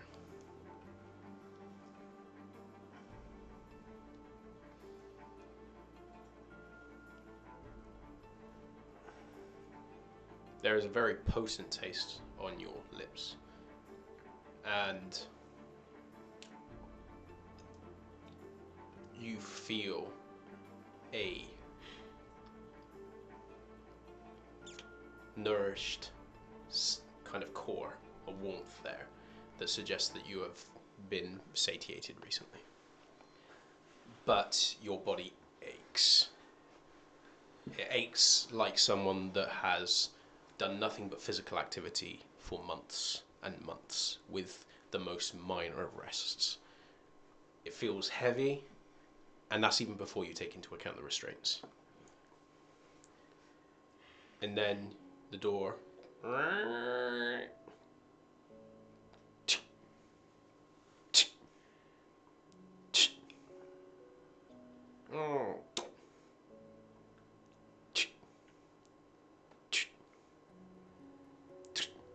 and a figure begins moving into sight, but you can't move your head to see. But it's a slow movement, and it's only when moving in between you and the light, from the bits of the light that catch him from the opposite floodlights, that you manage to recognize certain details about this individual. In a suit with a tie sits a man in his about 40s, maybe early 50s, but he has a shaved head and a stunted mohawk down the middle of it. And he has a cane, a gold cane, in one hand. And he moves over just out of sight. And then the sound of his cane clacking upon the floor is joined by the scraping of metal as he pulls a chair and sits it in front of you. And then he sits down and just stares at you. And you see that one of his eyes is surrounded by what looks to be a severe burn, and the eye itself is gone, but there is just a black socket. And now as he lifts his throat, you can see that a similar burn is across the entirety of his throat.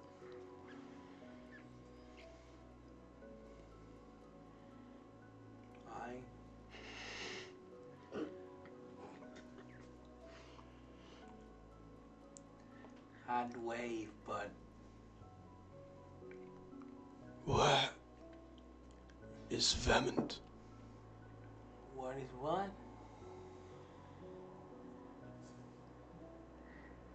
He glances behind you, and you hear. Minutes pass, and nothing is said. He just waits. Can I have a cigarette? He says nothing. And then you hear movement, and then a figure that moves on the edge of shadow and you can't quite make them out hands a small leather roll to him. And he just puts it on the floor in front of him. Where is Vehement? Lemon? And he goes silent.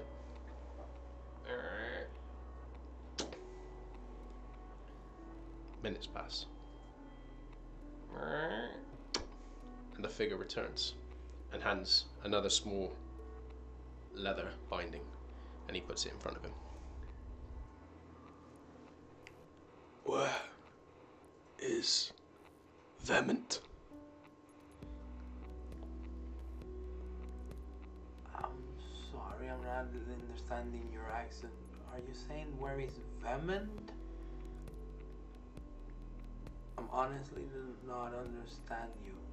Where is Vehement? Vehement? I... He glances behind you. Are you looking for... Do you mean Edmund? The owner of the gallery we were in?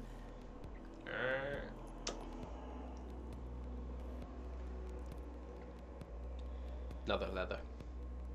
Puts it down in front of him.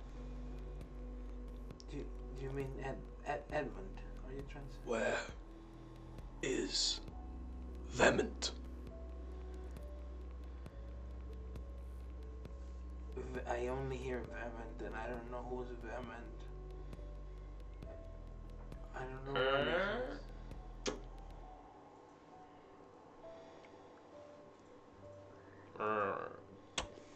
And the figure steps around again and hands him another piece. And he puts it down in front of him. And this process continues for hours. No other question, no other words are exchanged. It's a single question, but you have no answer. But it is repeated. And there is no aggression, there is no irritation, there is no impatience to this individual, as he just watches you with the one eye, and he asks again and again. And every time you profess not to know, the door opens, closes, opens, closes, and something is handed to this individual. And you begin feeling a heaviness come over you. Not to the degree where you think the dawn is coming, but there's a heaviness that is just the longer you're awake, the more your dulled limbs begin to become heavier. And then last time when he kind of looks towards the door, the individual comes around, hands him something, and then leans in and whispers. And you catch the side of a face which looks to be quite handsome, with circular glasses, and hair that's kind of combed over, and what looks to be a pinstriped suit. And he just leans in and he whispers. And the man just nods.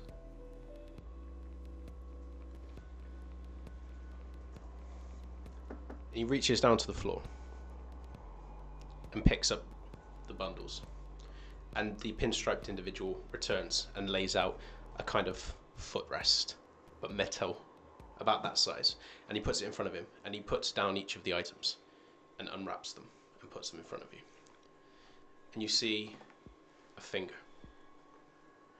And you see a circle of unbroken flesh.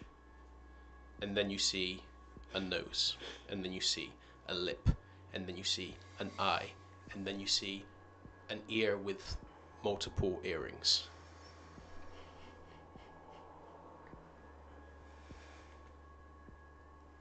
And he gets up, drags away the chair. Ding, ding. And then you hear a footstep next to you. And as you kind of crane your head to try and look, as hard as it is for you to pull away and look away from all these items in front of you, you hear and then feel the pain in your chest, and then your senses go.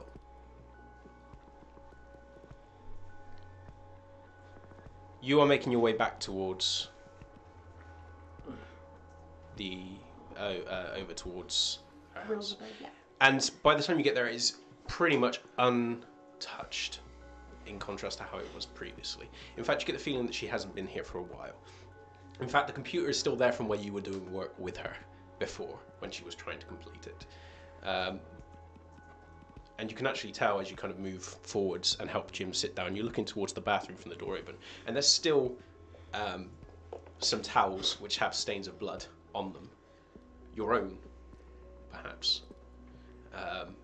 And Will kind of moves in, completely ignorant of all of this, moving around the room with a purpose as she sits him down and moves off to go and get some towels. They seem kind of pointless. You know, he's bleeding, but not like profusely. He's not like gushing. But it's more like instinct at this point. She moves over and just drops them.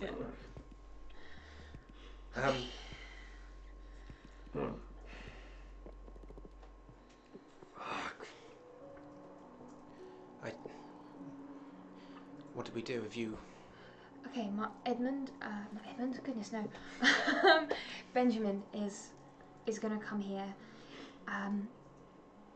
Either he and I, or you, or you and him can head off out of here. Try and bring someone back. I suppose he's got quite a few abilities in the same sort of ballpark that we'll be needing. We've just got to get, well, that sorted. Then I guess we can try and start working out what the hell happened there. Who survived? And who survived. Okay. But it's probably a good idea to lay low for a little bit. As in, especially him. Lay low. And get changed, I suppose. Gosh, we can't go out like this. And she looks down at herself for the first time and realises that she is caked. With similar ichor, paint, blood. She has bits of glass which are kind of stuck in her, and she kind of realises for the first time that she's embedded with glass, and then kind of just studies it in a kind of weird kind of. When did that happen? Probably when they were shooting at us. Oh yeah. Motherfuckers. Well, I'll get changed and I mean I don't know who I'm gonna get, but That's fine. Probably still good idea to shower first. Yeah. I mean I It's know in your hair. And she kind of tries to pull out a braid and is getting stuck, and she's clearly getting frustrated with it. If you just go have a shower, if you need to heal as well. No, I'm okay. I mean I could get some of the students to come, but I mean if they go missing, then it's going to be a big. Jim.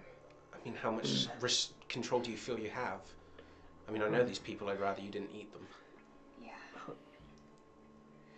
With the three of us here, it's better odds than obviously just one or two of us. I don't think so. Yeah. The three of you are the ones I would say at least likely be able to hold me back. Well, that's not comforting. I wasn't I'm talking aware about of it. physical restraints.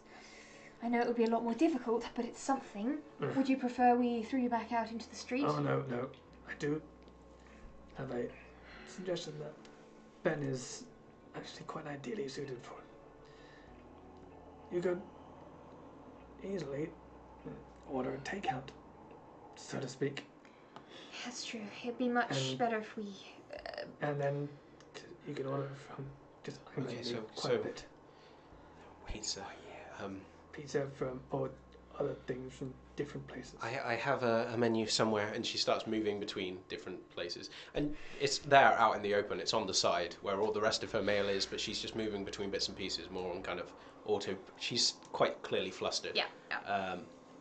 In the way that Will always got, which she was kind of, and then you kind of gesture towards the thing, and she goes and grabs it, and then pats her stuff down for it.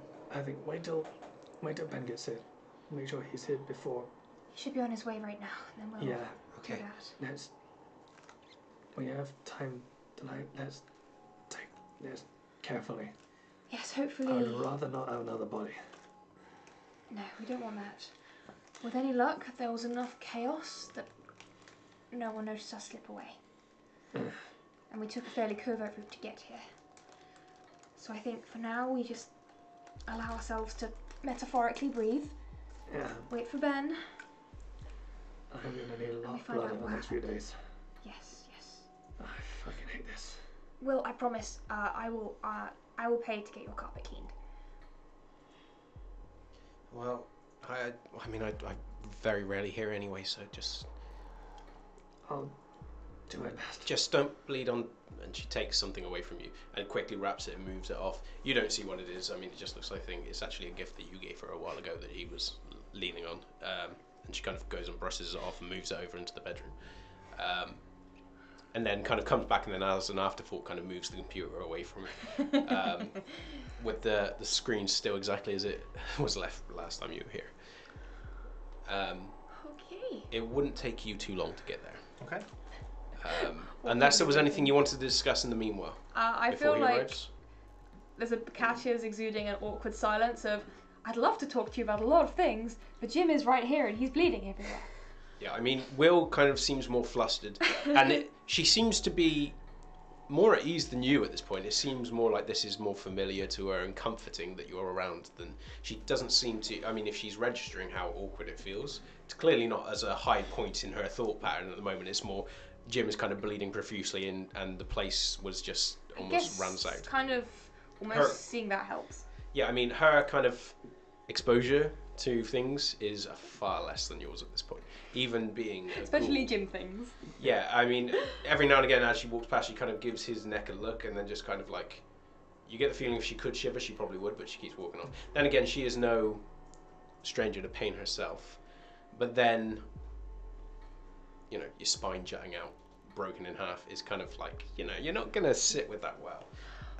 But as she is busying herself, moving back and forth, and she starts getting changed, she doesn't seem quite as, you know, worried about getting changed. She doesn't fully undress, but she seems comfortable moving around and seems expedient. But as she takes off her top and goes to go and get another one, you can see the still puckered, still silvered scarring all over her back. I would probably well, I didn't leave any clothes here, did I? Before. You didn't, but I brought some here, and she moves off and goes and gets some. You were very prepared. You missed her, haven't you? Well, it's been a long time, yes. So she steps back and puts down the clothes, and then returns back towards the bathroom, shuts the door, and you can hear the shower running. Cool. I'm gonna wait till the shower is free, because there's no point putting on clean clothes when I'm still just like carry right now. Keep on her. Just keep on her as long as you can.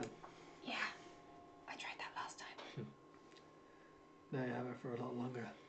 Although, We'll you might see. not really want that. Well, let's hope we don't have another event like this evening. Not God, for I a don't long even know if my sire made it. I don't know if Sabine. Do you care? Do you care if Ola made it? I mean, it makes a big difference to my future in general, yes. I'm not going to say positive or negative.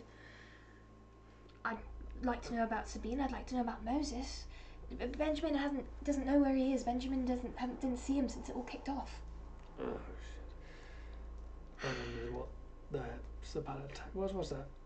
I assume they were after something specific. Otherwise, they'd have said war, and I would not have made out of there. Something specific, maybe, but then they gathered all the notable kindred in London, almost all of them anyway, were gathered in one place. It seems like an excellent opportunity to snuff out a lot of the powerhouse of the Camarilla. If they wanted to take us all out there, there's probably more. There's Maybe. I got out, at least we got out. If they were really wanting to kill us, On the other hand, she would certainly be a good target. and on the other hand, until recently, there was supposedly no Sabbat left in, or even in the vicinity of London.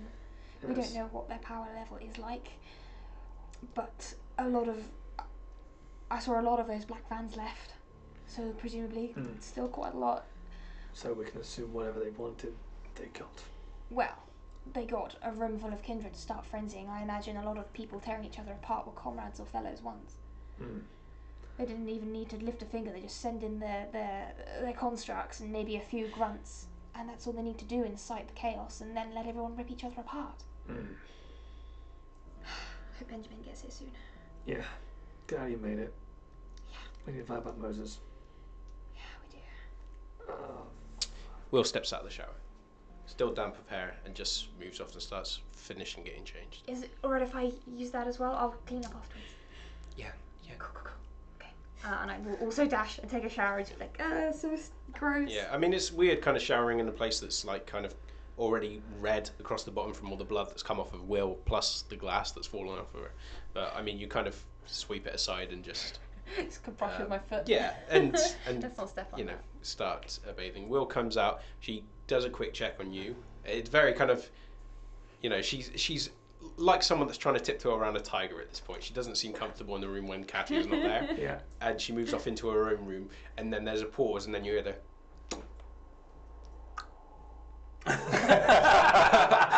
Oh, for God's sake.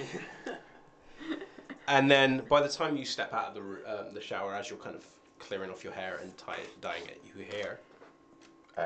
Is there a doorbell? No, just I'll door knock on the knocker. door.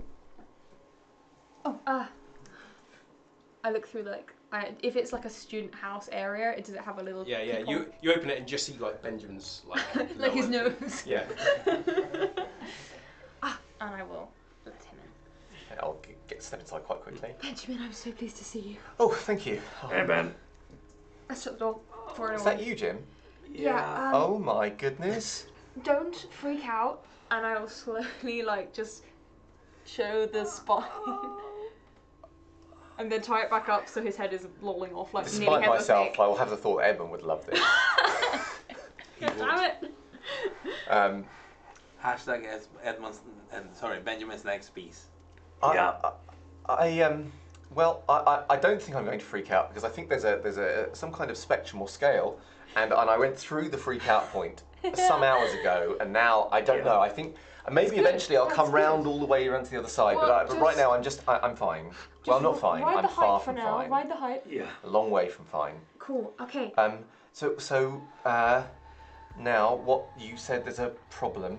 Well, the problem is we can't go anywhere with him right now. Were you in Michael Chase's car? That was Alicia. That was his car?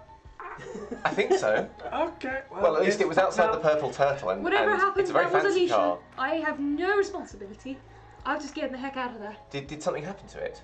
Yeah, it's got a few bullet holes. Alicia destroyed it. Good.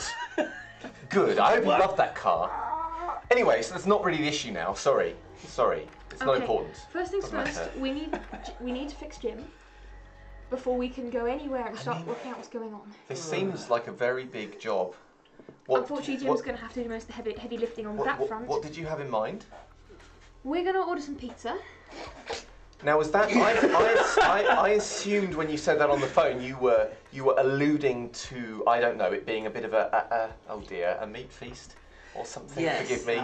And that was and I didn't want to say anything on the phone because I thought that might be a Masquerade breach, and I have the feeling the prince is going to be very strict after this, and so I thought I'd be especially careful. Well, hopefully there's, quite a big distraction going on that will draw a lot of people's attention this evening. If we're careful and we try and keep an eye on Jim. Do you know if anyone else got out? I don't know. We must have. I didn't. How many cars had left that were there when we arrived? Almost all of them. Well, there weren't many cars left, so either. I mean, you got to remember, not everyone was parked on that one street. It was quite cluttered purely from parked cars, but most of them had gone. Some people got out. Apart from Alicia, Jim, and Will, and myself, I wasn't sure of anyone until I got your call. Right. Well, as soon as Jim's doing a bit better, we can start trying to work out who's left, what happened, what's the situation. All right. Well, I mean, Moses didn't answer. I suppose when he might have gone underground. When he hopefully he'll call back when he He's does. either underground, phone's broken, or he's fucked. Yes. One of the three. Well, we can't do anything Nope. to help him right now. Nope. I'm going to have a good look at Jim. Now, obviously, his neck is horribly broken. Along with There's his ribs. the bullet hole going straight through the neck, and if you look at it at an angle, you can kind of see the windpipe try and vibrate every time air goes through it. Yeah. That's probably a good angle for the piece. Now I think about the it. spine coming up and out and jutting, and every time he moves his head, it's bone scraping on bone. Does he look hungry? In that way that Jim sometimes does. Yes, he does. I'll say, right. Now let's think about this. How are you? I'm sorry to be going into details here, and I certainly don't want to make you angry, but I'm assuming that this is extremely painful, and that you're extremely hungry. Mm-hmm. How confident do you feel about This is our problem. restraining yourself in the event of feeding? Be honest, please. Well, my hope is that I would be able to, but if possible, we could avoid having to risk it until I'm not satiated. That would be appreciated, but I don't see how. Well, I suppose what I'm trying to say is, do you think what happened at the bus stop is likely to happen, again? That's what I'm saying. It is unfortunately a potential. Right. All right. Well. You know the silver lining, though. No. I mean, people probably aren't going to be out looking for poachers when the Sabbat have attacked most of the primogenitor and notable kindred of the city. That's true, but then it might also be possible that the constable, who I did briefly see, and she seemed very much not the person in trouble. No. That she might be leading all kinds of. I mean, she might be hunting for Sabbat. I wouldn't want to be caught by her in her current mood. Or perhaps that's why we bring someone here. Here? Isn't this Will's? Oh, actually, no, I don't know that, do I? I'll say, where is this? This is Will's flat. But isn't there a rule that Moses talked about defecating where you live being a bad idea? It's fine. The other option, well, unfortunately our options are rather limited. You all heard that? You may as well just come out, Will. Right. Well, that was one of the things that I thought, when the darkness came down and I saw that thing, I thought, I wonder if this is actually happening or whether I'm just seeing something that's going to happen. No, that was there. And then I thought, well, I would play it safe because there was so much, it really seemed very real. Well, But do you think that was like that thing that was under the, because it seemed very big, like that thing was very big. No, I think definitely that wrong. was different. it was definitely very fucking I couldn't big. see through the dark. I couldn't see through the dark. Look, but before we discuss the ins and outs of what happened, what are we going to do about this situation? Yeah. Well, what I'm thinking is, my worry is, let's imagine that we bring someone here. Yeah. And Jim loses control. Yeah. This is a very bad place for there to be ruckus, I suppose. Yes, because particularly the problem, my issue with takeouts is they have our address of the last place the person It goes. seems insanity to give deliver them a the pizza. address and then it just seems like because it creates links and things people can follow. But at the very least, we were able to kind of change here so we don't look like we've wandered out of a bloodbath. I mean, the thing is that I think Jim's going to be noticed wherever he goes. I mean, that's why I gave him a lovely scarf. Yes. I think I better shower first before. Will steps out. Oh, hello. Hi. Hi. I think. If I take a careful shower, then you guys may have a discussion on what the plan is. I think we're going to have to take you out of here. Maybe we head back to the sewers. We bring someone down there. Yes, that seems 100 At times least we more don't sensible. look like serial killers then I anymore. may as well not clean up because I'll get Yes, we've got to get there first. I think it is a good idea for, unless we ruin everything by what we're about to do, that you maybe stay here tonight, because we feed him and bring him back. I'm not sure. The thing is that, well, there's a possibility that those things were going after Edmund. What if? And the thing is that they might, to get to Edmund, go after me. And if they're going to go after me, they might come after you. I don't know. I'm just playing it you safe. want me fed and as fit as possible. Well, yes, that's not my point. What do you think? I can get someone and bring him back here. Would you It like feels like some? it might be safer to. It feels like it might be safer to take them somewhere else. Especially, we don't want to bring anyone that you know, or it'd be better if we could bring someone who might not raise such. They won't. Do you want Okay. someone to come with you? I don't even need to go out to get them here. Oh, you're just going to phone them, I suppose. She steps aside. But before you do that, we're quite a fan, at least we're trying to be quite a fan, of doing things after we've planned them. So let's just talk about the ramifications of what might happen and then how we're going to handle this. Because if you do call someone He makes a point of not being on the police radar, so... Okay. No, I mean, but before they're on their way, let's discuss how we make it as safe as possible. It doesn't matter if he drains this one. Yeah. She steps away. Of course. Because I was going to suggest what it. Can you shut him up, please? Hold on for a sec. It's me.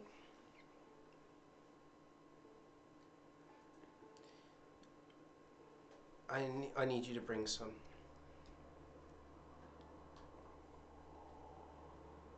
No, I need some.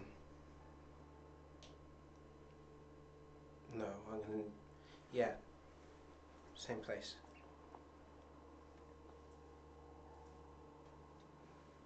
As quickly as you can.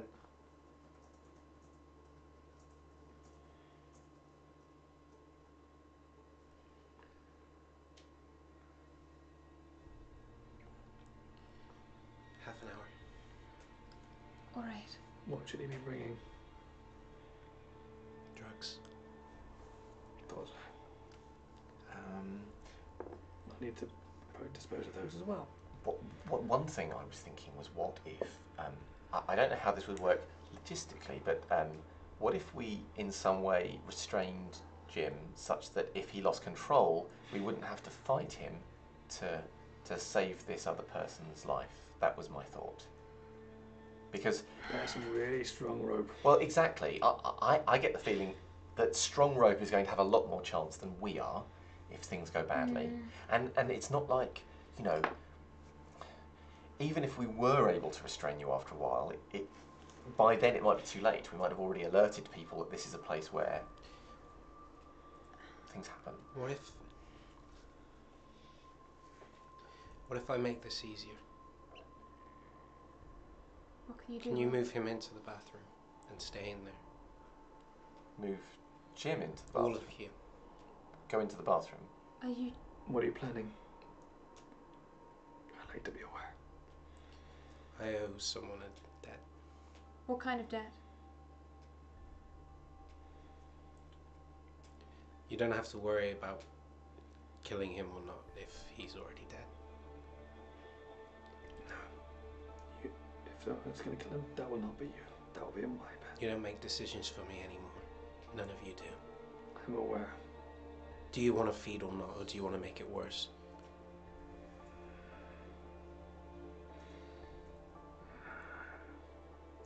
Because if you lose control, this might not be the only person that dies. Believe me, he has it coming.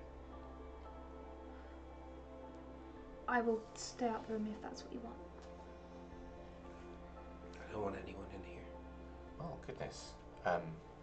Should we actually leave for a bit and come back? No. Just hide in the bathroom. Because if he's as far gone as he looks, not being in the same room might not help if he still smells. I wish I could help you on this one. No, I'd prefer to be on my own. Right. Just give a yell if you need anything. I'm going to go on the record of saying I think this is a terrible plan, but it's your house, so I'll go into the bathroom.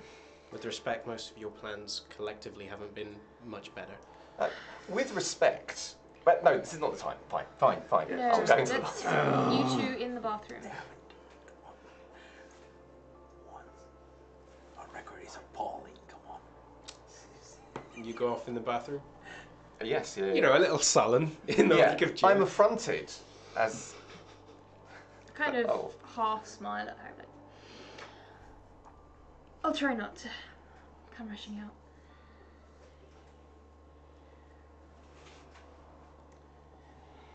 Katia. Yeah? You two fuck off. Already. I'm already in the bathroom I looking am trying to snooty. listen. Curious.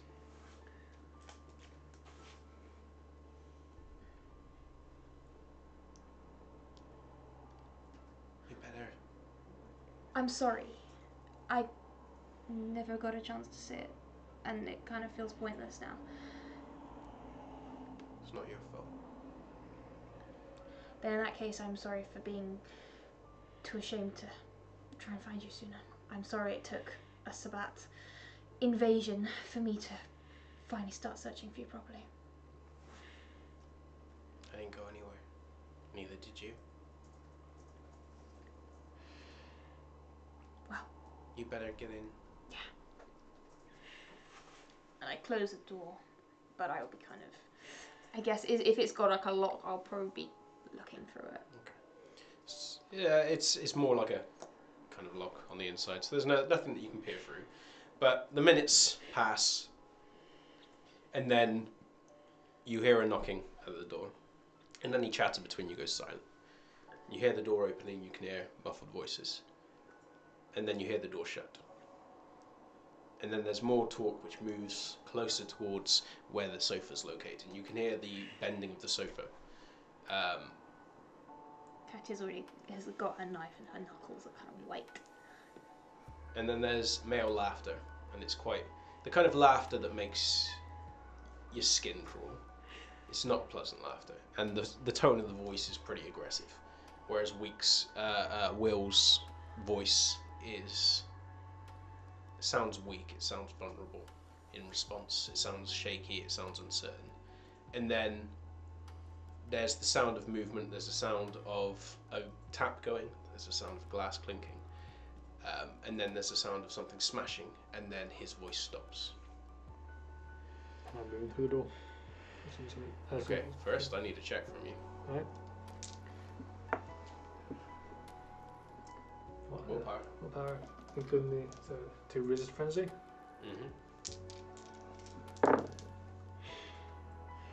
One. Okay. Where you are at the door, you don't remain for long, as you are bodily thrown out of the way by Jim, who opens the door and rushes through it, his eyes just gone as he makes immediately for the twitching form of what looks to be a slightly portly guy with long hair and dirtied kind of stubble. And he has what looks to be a packet of drugs which is just lying on the sofa, and he has what looks to be a switchblade in his hand which is just lying out. And Will is standing behind him with a glass of water which has been shattered and is bloody and mirrors the bloody hole in the side of his neck from where she has stabbed him in the side of it. And she's just staring at him and not moving. But Jim barrels straight past her, and she absently kind of shifts out of the way, pure out of instinct more than anything else, as he wrenches his head open and just bites down on the exact same place where the glass is embedded. He doesn't seem to notice the glass, he just starts drinking. You will drop down to 0, and the moment you do, the haze will lift. But it is a long, slow... Well, no, it's not slow at all, it's very quick, the way that you're chugging back this blood, and he is twitching and going paler and paler and paler, and Will's just staring with the bloody glass in her hand. Definitely pulled myself up, I've gone in and I'm standing by her. I'm not going to say anything, I'm not going to touch or go near, I'm just going to make sure I'm right next to her. Okay.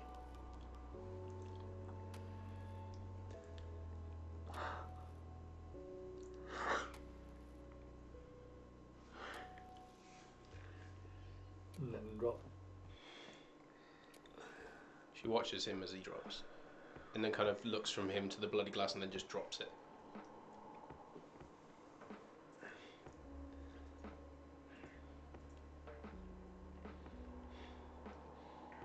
Moves past you towards the bathroom door, shuts it, and then you can just hear the shower going.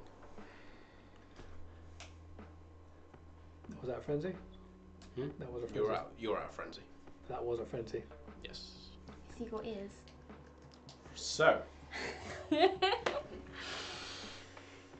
have to look at the ruling for this again, because this is the first time we've kind of looked at it. I believe you get an animalistic feature which is going to lower an attribute. Yeah, that's traits. Can be psychological as well. Yeah. But if you can just look that up for me. Benjamin, what are you doing during this? Katya, and as well, what are you doing? He's still feeding at this point. Even drawing him out is going to take a little bit of time, just purely because... So hang on, this is whilst he is feeding on this. This is whilst he's recovering himself. Oh, recovering after the himself. Yeah. Okay. And Will's gone because to the bathroom. he has drained him fully, and he's done it quickly because the beast has complete control. However, he's taking a few moments to get back to himself, and the kind of unrestrained way that the beast has thrown it at him to get this blood is not exactly made the injury feel particularly good. If anything, your bone is now kind of locked next to each other, so it's very difficult for your head to move either way.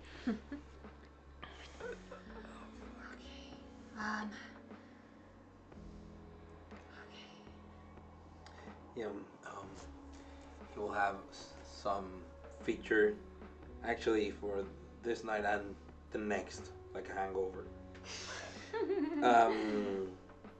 It will be something that will reduce.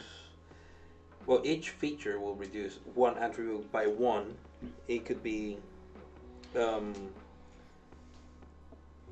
charisma or So he chooses. manipulation. Well, no, you.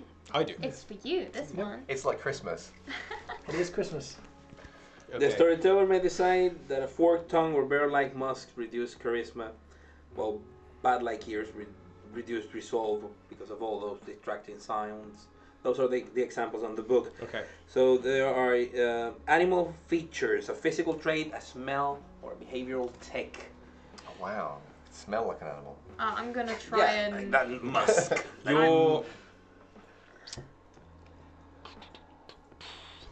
Your charisma is going to drop. To 0. You're Zero? not. Is it? Oh, all right. In that case, your manipulation will Enter lower the by 1. negative zone.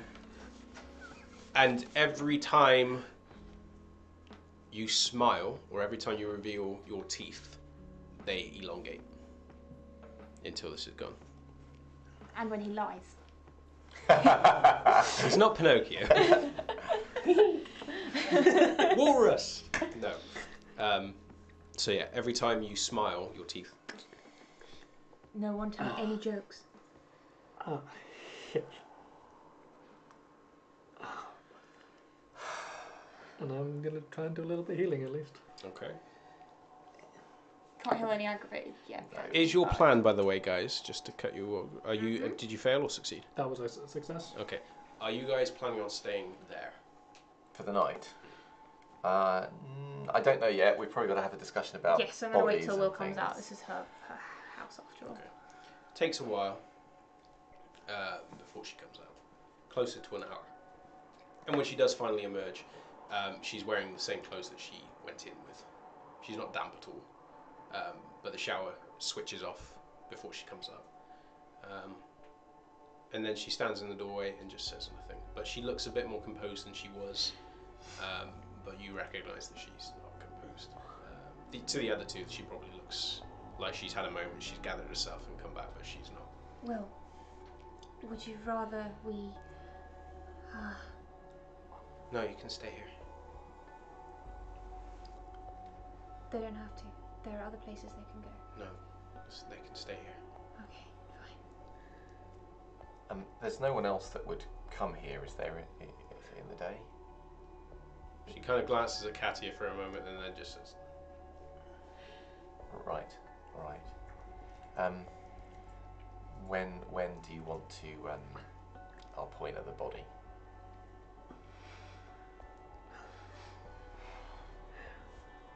not tonight. Too much is going on, too many people have their... I'm inclined to agree. It'll be easier to shift once this one's healed up a little anyway. Yes. I'll have a look at the body. I'm assuming, given what Jim's done, it's not bleeding very much. No. I mean, there's a pool of blood all over the sofa from where she stabbed him in the neck, and he was bleeding out before Jim got to him. But, I mean, she did shove a broken glass through his neck. But most of the blood that was in his body has been drained. So there is blood on the sofa, there's just not a lot. And weirdly enough, most of it is still on the sofa. You're fortunate in that it hasn't gone anywhere else that you can see. I guess I will start that process of examining, like whether we need to take up the carpets, Okay. or whether Intelligence plus investigation, crime scenes if you have it, or forensics. Yeah. Can I skank any auspex for looking for details for where the blood spots are? Sure. What's your all specs? 2. +2. I'll let you have it this time. I know. Not that it matters. 3 successes. 3. Yeah. There are flecks of blood that are in the carpet that have managed to get away from him. And there is a smudge just underneath where the foot comes in and meets the table. There's just one that's managed to fleck under from where he was spasming and he's kicked it off his boot or wherever. So there are traces. It is not perfect, but if someone was to eyeball the room, these are in places where they wouldn't really notice unless they happen to be at the right angle. But if there was an investigation? If there was an investigation, they'd find them. Definitely find them. Okay, I'll say... Because of how thorough CID can be. So, where do you keep your cleaning things? Oh, do you have any 1001? I think I brought some over that one time. Yeah, I mean, after recent things, I kind of went out and bought some. Could I? Yeah, it's she points over towards one of the cabinets underneath the sink. All right, I'll go and get. I'll ideally hope they've got some rubber gloves, but I will. Yes, she has. I'll get some rubber gloves. I'll get some some kind of bleach or whatever they've got. Okay, so you're going to go to town on the cleaning. I just want to remove the stuff Okay. preemptively, because if things go, what Benjamin's thinking is if things go wrong, we don't want to be going, oh no, we left all that blood on the thing. I mean, if the sofa is not savable, then I guess I'll just wait for it to dry. Katia will point out that, I mean, if Jim needs somewhere to rest and he's going to be rather messy, I'm sorry, but you know, you're still oozing a little bit. I know. If he rests on the sofa, then we can, I guess, clean that up once he's sealed. She's got a point. Well, all right. As long as Jim, you don't trip anywhere, I'll deal with all of the carpet and the bit around first, and we'll leave the sofa. I definitely smile at him and then. No, don't do. Oh. For fuck's sake! Maybe don't do that. Maybe just curl up on the sofa and think about the fact your sire is alive. Yeah. No one else knows about that. Actually, Edmund's alive. Oh. He's very angry though about what's happened.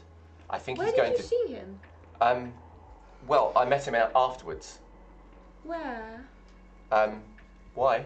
I'm just curious. I'm wondering how. Like, I didn't see him run out. He must have gone out the back. Well, yes, that's where I went, out the back. Oh, I didn't know there was a back. Oh yes. Sorry, I mean, it obviously normally we use the front entrance, Well, but yes, given everything that's going on, the rear entrance is on the opposite side where you were running around because you went down the basement side. Yeah.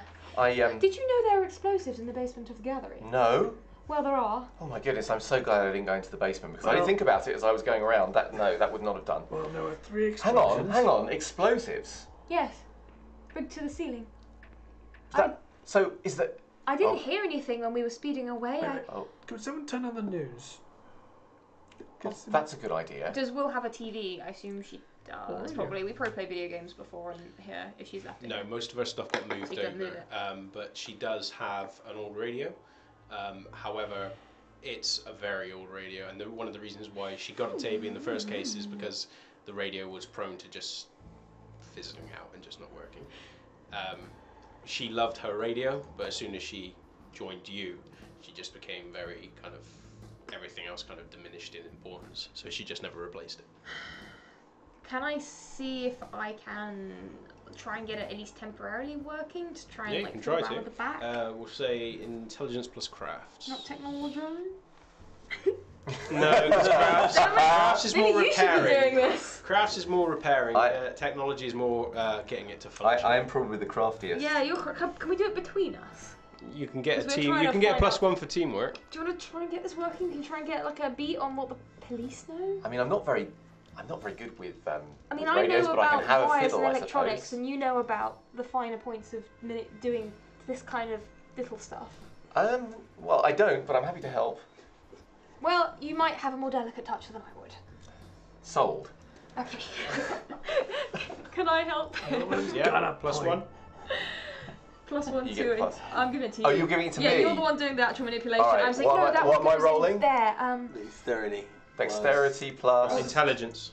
Oh, sorry. Oh, intelligence Intelcraft. plus crafts plus 1.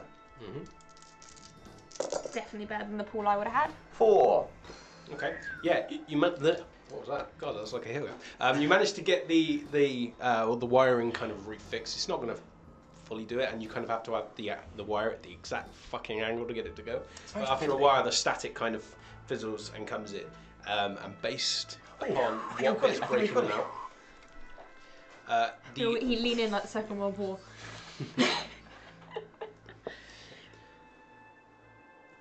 Ongoing. The explosions and violence erupting throughout London have now claimed in the estimated total of 42 lives, with at least 56 more injured. Although the police are currently on the scene, the sporadic activity and the seemingly unrelated spats of violence are just making it completely different for the difficult for the police to attempt to handle. More in updates as they come in. Oh no. That's it. The Masquerade's blown. Oh god, we're gonna have to go underground. Yeah. We might have to leave. We have to leave London. We might have to go to fucking Europe. I don't want to be They've blown up the gallery. Shit. And 2 other places. Edmund's alive though. Edmund's alive. Focus on that. The gallery. Yes. Edmund is more than the gallery is just a place where he. Yes, you're right. No, I that is the most important thing, and I mean. I'm sorry about your work. Yes, but I can paint more, and I can do better. A lot of that wasn't my best anyway, really. The only good thing about this is a proper explosion should have burnt the corpses enough, so it might have at least hidden some traces of major vampiric activity. And those golems should it would have have destroyed every painting in there, wouldn't it? blasted apart. Well, I only know. Well, a yes, comforting presumably. Sorry? It's a comforting. Yeah, I'm warmed by that. Silver linings.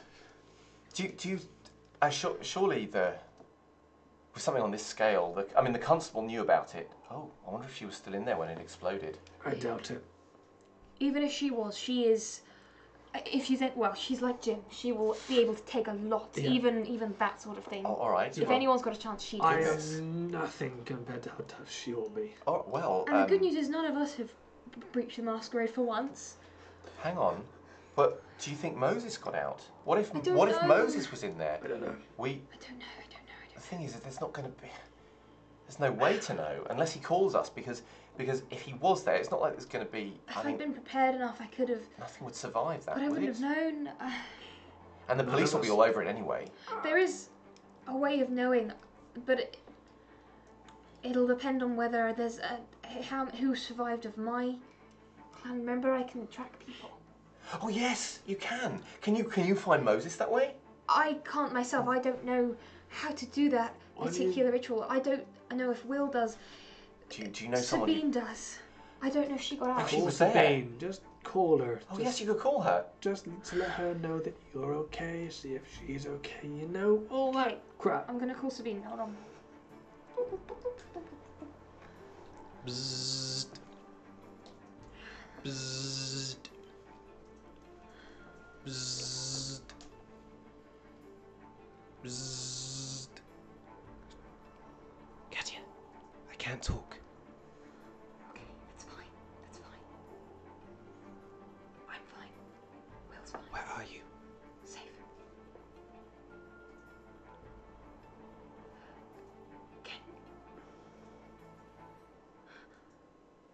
And I will give her the street address, but not the building or the house.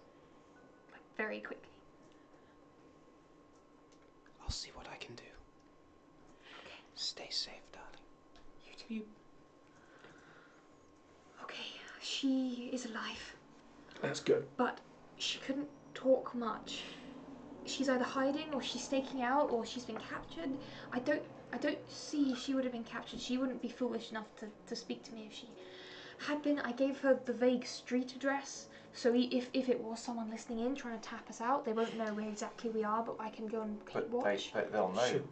Should be. They'll know the street, they won't know what. There are lots of buildings and there's flats around here. All right. And we'll know if we're compromised. We'll know if she's compromised, but if she's not, I'll be able to see. Oh, especially if we both watch. You've got fantastic senses. Well, thank you. Yes. Should we contact Marcus to let him know that we have survived and no more than that? Because I'm sure the prince I would like to know any and all of the Do we remember if was Marcus at the exhibition? The prince didn't The go. prince wasn't there either. I mean, would the prince care if we were alive? Maybe he's got a lot to deal with. I don't think we're high up his priority list. Fine. A bit of me does agree with you, Jim. I mean, it does seem the polite thing to do to let. But as you say, I don't think he can. And He's probably trying to contact the Primogen or assemble some kind of... or trying to cover up the breaches. I'm rather worried that if we do call him, he might have work for us to do. And we need to fix you we first. don't have time because we have this to deal with and other things to deal Moses. with. So and Moses to find, and so. And Sabine might be injured as well. Yes. Okay.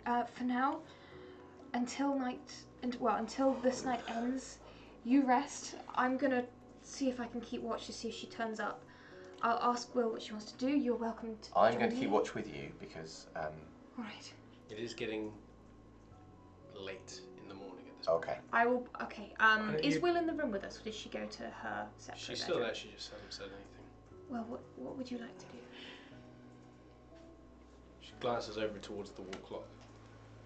I think it's a bit late for us to go anywhere. I was just thinking of watching the street. That was all. Just the little time we have left in case Sabine needs us. Well, I can keep an eye out if you want me to. It's fine. We can watch as well. We can work together. Okay. There's nothing I can do for him. There's nothing any of us can do to help him now. I don't really have much medical knowledge. I can start to help that. I'm afraid. I think this is beyond medical this is something knowledge. Jim's going to have to manage on his own. Is this like my thumb? I mean, is it the same principle? But you can't go too far with this sort of thing. Same principle. Same principle, but it's more like when my neck. Oh yes. Or I when remember Jim's that. hand was burned. You mean the all off fucking arm? Yeah. But it's still doable. And It's doable, yes. but it will take a long time. Doable. Okay. I'll probably need a lot more blood. I think we should take things gently so we don't end up Night in by this night. situation anymore. If you can at Night by least night. fuse those bones back together, you'll be able to move your head a little bit better. Yeah. I'm gonna focus. I think primarily on the main injuries. The lesser injuries, I'll wait. I'll see if I can wait till. For the first time in a long time, I really find myself wishing that I could still drink alcohol. You know? Oh. I mean, probably not a good idea. We need to have our wits around us.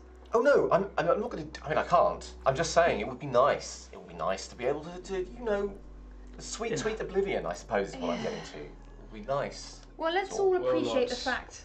But her eye kind of strays down towards the baggie next to the individual on the sofa. No, She doesn't say anything. I actually gotta go. Let's pat all him just down, be glad that none of us did basically meet search him. sweet oblivion. He just has the drugs on him and the penknife, the flick knife that he'd had on the sofa.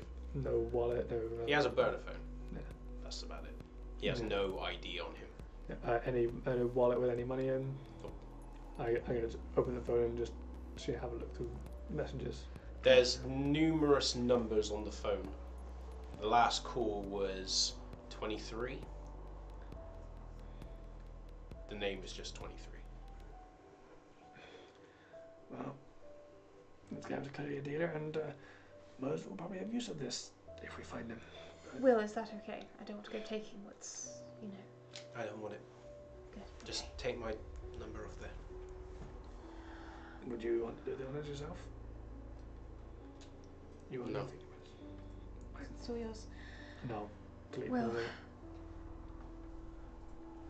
would you be alright if we exchange numbers again? I assumed you had a new phone. I haven't lost your number. Oh, okay. Well, if you text me yours, me and Benjamin and I will go out and keep our eyes on the street level.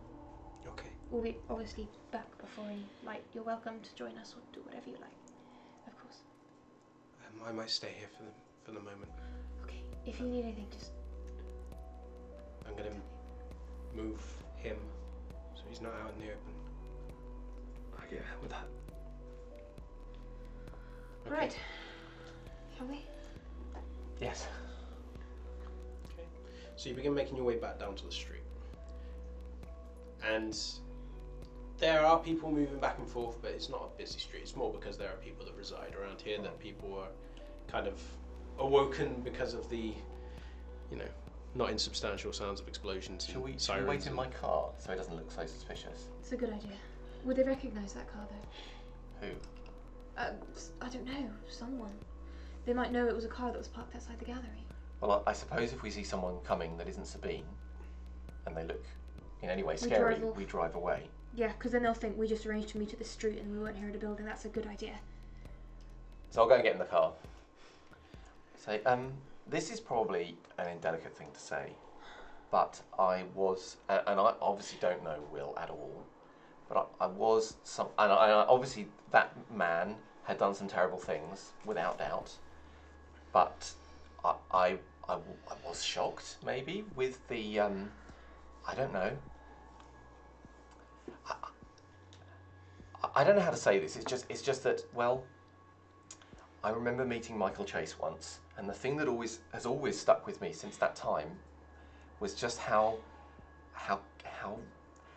relaxed he was around people dying that he had been behind. And I'm just saying, I understand. I don't think I'd be able to, you know, explain this to her in a good way, but maybe you could. That's all. I know what you mean, and I won't say too much because I think that's disrespectful to Will. Oh, of course.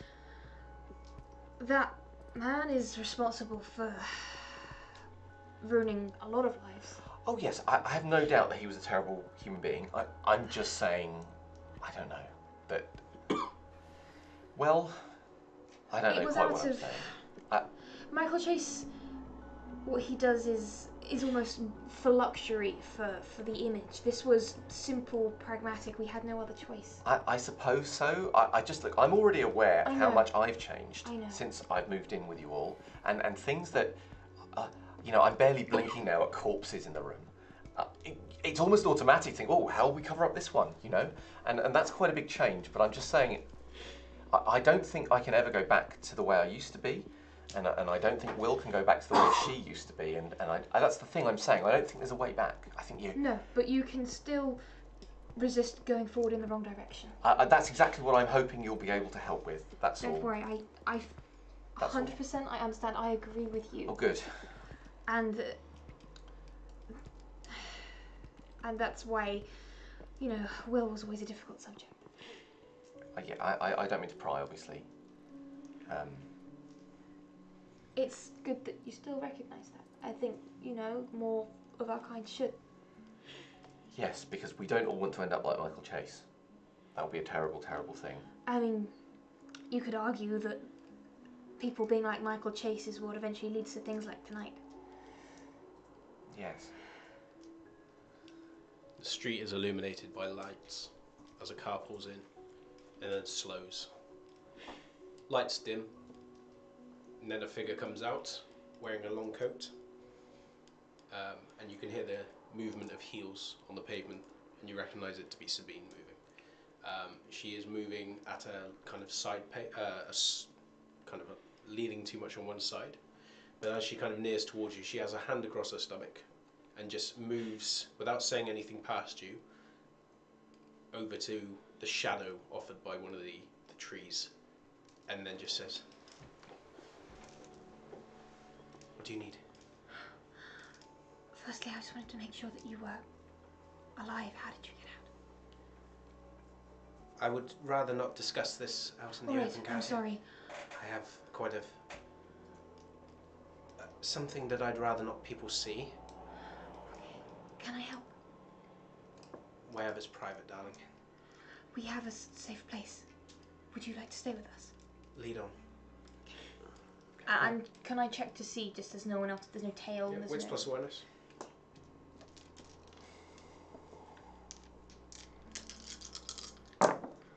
One, 2, 3 successes. There is no one behind. I think it's safe. Yeah, as they're out, and as Rachel will stashing the corpse, this next corpse, and you go, thank you. Yes. It's fine. Just don't drop him on the floor. I like this carpet. And she continues moving him over into the bedroom. Drops him on the floor next to the bed, rather than on the bed. But the rug that she's dropped him on is a movable rug, so it's not a kind of gangster-style roll-up rug, but it's more a kind of like a fluffy. Would have made kind everything of, easier. It's more like a fluffy kind of eclectic one that's. Still. appreciate it. Rather this obvious asshole than a bastard. I'll do what I can to get you more. But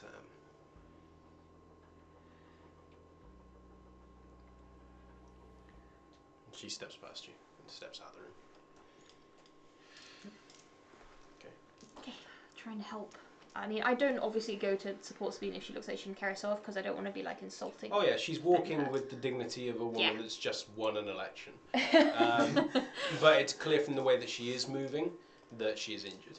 Okay, I take her to Will's flat. Okay, and the moment she comes inside the room, she does a very quick surveillance. Will kind of sees her and then steps back and then lowers her eyes, and Sabine kind of studies her for a moment, kind of a cant of her head, but says nothing. And then she looks over towards Jim, says nothing, and then takes off her coat. And you realise that she has a deep gut wound across the side, and the reason her hand is there is that she's holding in it. That's a nasty one. Benjamin, please. Sorry.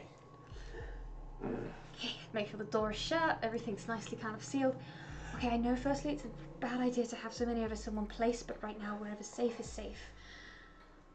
We're pretty sure that we won't follow, we won't tail, we took a covert route to get here. Will, is Sabine alright to stay here for now? Sabine turns and looks at Will slowly, and just stares at her for a while. I'm so sorry to bring all this to your home. Okay. Sabine, and I try and like look if there's somewhere kind of clear, somewhere comfortable, just kind of rushing around a little bit, flustered.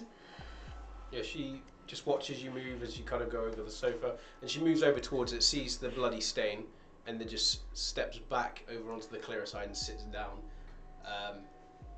And then she gestures over towards one of the towels. Darling, if you could. Of course. She rips it. Apologies, darling. And begins tying her gut.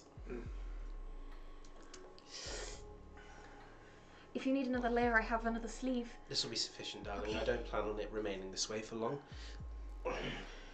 Now, what can I do for you, darling?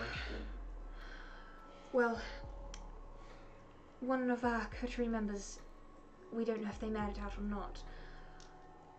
We were wondering if, obviously I know there are means to track, but is there a simpler way of gauging a location? Or even if you saw anything, we really don't know who made it out and who didn't. I don't know what happened to the Primogen or our sire. We know that Edmund is alive. Edmund seems to be unharmed. Alicia, Jim's sire, is alive. Pissed off. Yes, that. Not bad. I didn't see. I noticed a lot of cars had gone, so presumably a few people made it out. We're just clutching for information right now. I see. Can everybody apart from Katia leave us, please? I'm sure you don't mind, darling. And she smiles over at Will. Will just nods, moves out of the room. Yeah, I will go to the bathroom, I suppose. I'll be fine to go to wherever Will's gone at this point. She waits until the doors are shut. And she cants her head towards the bathroom door and listens. Are you listening? Yeah, I think I probably am listening. Okay. Is this some kind of contest of shenanigans? It's just to see whether or not she can get a rough idea that you've stopped moving and are listening. If you're just in there, there's a kind of, you're in there waiting, and then there's your stopping. And No, I don't need to do super because I can heighten senses it. Okay. So I don't need to be pressed against the door. Okay. All right. I'll just. Did you?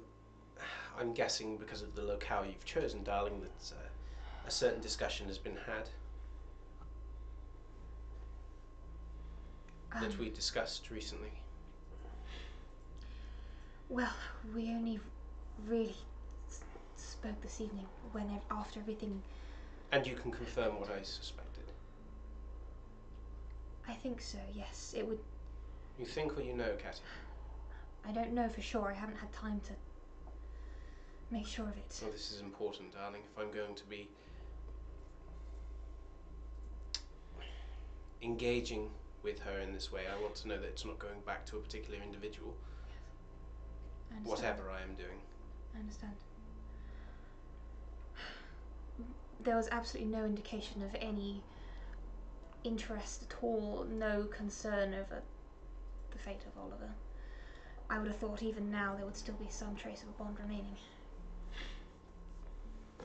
I'll take you at your confidence then, Katia. You can come in. I'll drop heightened senses and... She smiles at you all as you come in. Will's the last one to come in. She shuts the door behind, kind of making sure the body's not in view as she shuts the door. So you're looking for your coterie mate? Yes. I see. A similar instance to the thin bud population problem? I suppose that would be ideal, yes. And you don't mind, darling, if I stay here tonight? Then tomorrow I will make an attempt. Good. Thank you. But understand I'm doing this for Katia, not out of the generosity of my heart. I don't know your coterie mate, and We don't know you. I'm not... And we don't know you, so that's understandable. Moses has a penchant for covering up incidents well. He's useful and we work well together. I believe it would be to our mutual benefit were that working relationship to continue. Where might I sleep, darling? And we'll just... She's about to point towards the bedroom, then stops and then just goes... The couch that you're on is probably better, Miss Wick. This will do. Thank you.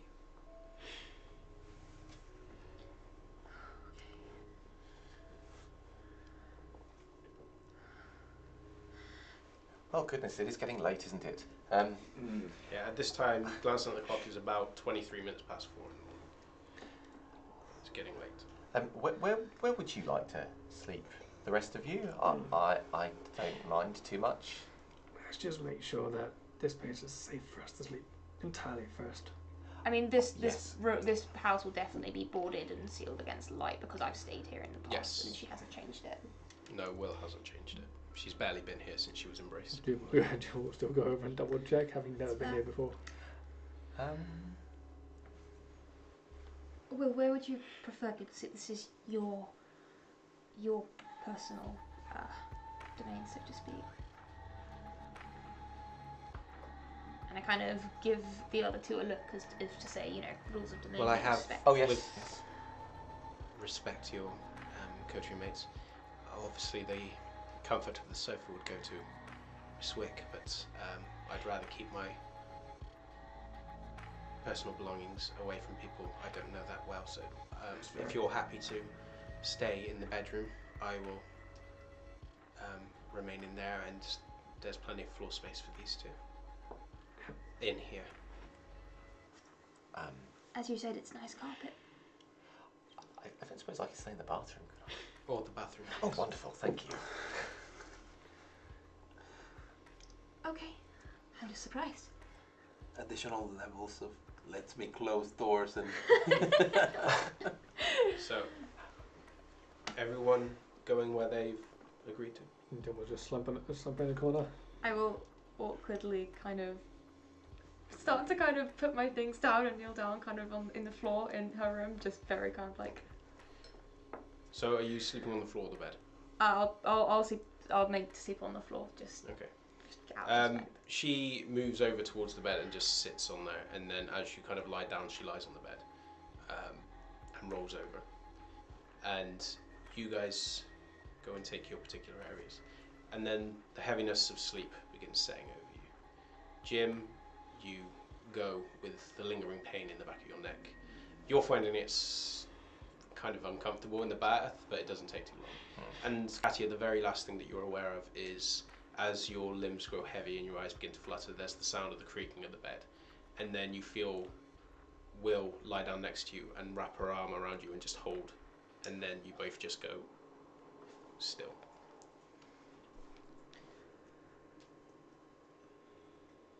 I need rouse checks from everyone.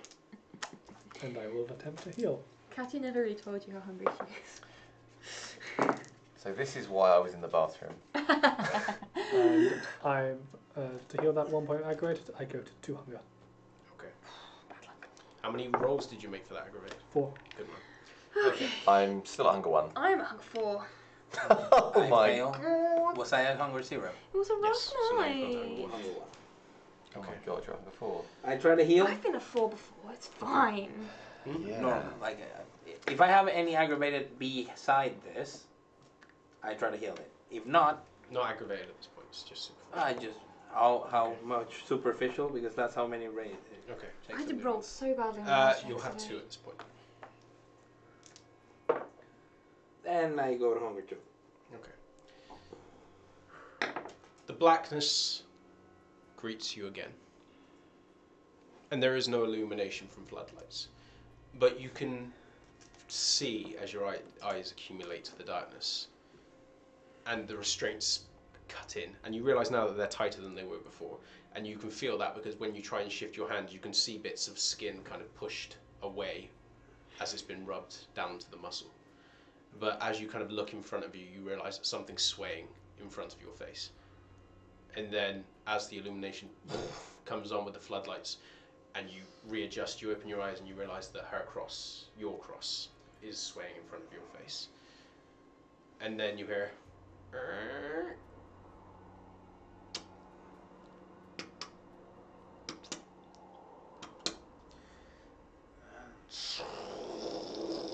I hope you're asking for someone who I actually know this time. I swear to God, if you go where is Vehement, whomever Vehement is, first, Vehement is a stupid name. What is that?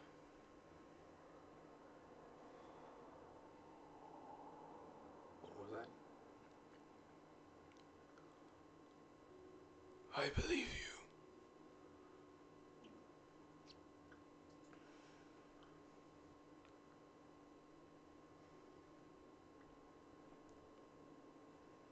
The one who held this cross.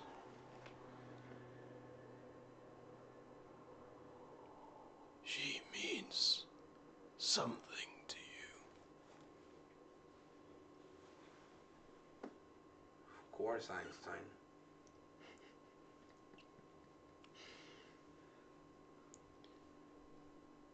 In time, the Cainites you linger with will find you. And you will return to them with a new purpose.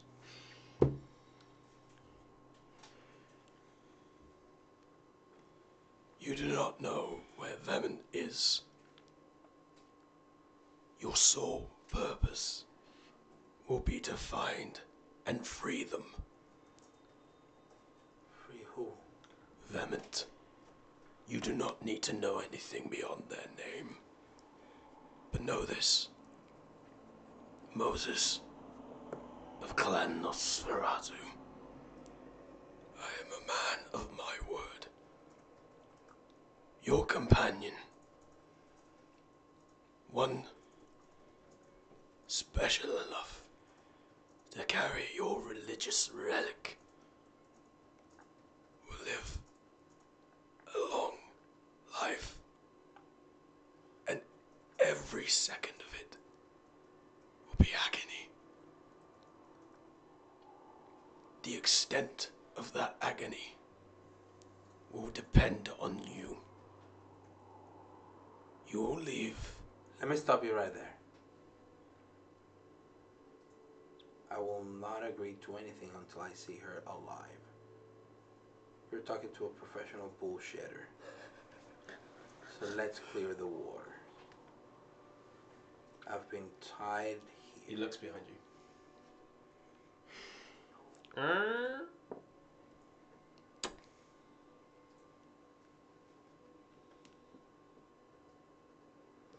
I just take in every feature of his face.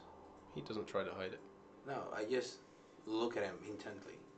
He just looks back. I just commit to memory every single part.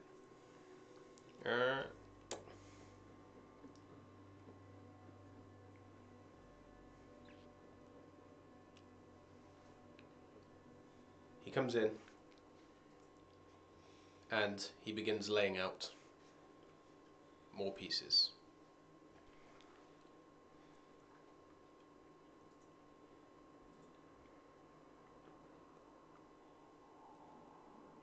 I make sure that she recovers. And I've had centuries to perfect what I do here. I do not doubt it. Still, I want to see her. You are not in a position to negotiate or bargain. No. And because you I'm will not understand negotiating. this, Moses of Clan Nosferatu. You can be as brazen as you wish. It means nothing to me, and you will silence or I will take your tongue and I will take hers. And I will take it in a way that guarantees it will never return. What is it with age that kills your brain? I'm not being brazen. I'm telling you, I will willingly do all that shit. Because you know already how much she means to me. That religious relic, yes, my cross. Something that I hold so dear is hers. I will do it just to keep her safe. But I want to see her.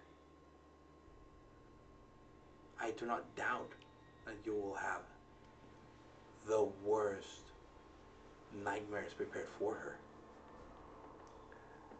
I don't even doubt that she's probably next door and we're cutting pieces as we speak. I want to see her. It's not me bargaining. This is not a negotiation. I see her, and I'm your bitch. Whoever that demon is, I'll fucking find him.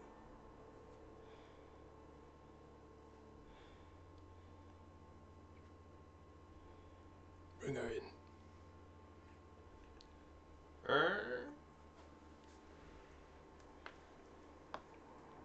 You hear wheels. And the progression of a wheelchair coming around beyond the extent of the lights and then wheeled in next to him is Alice. Bloody, naked. Her eyes are gone.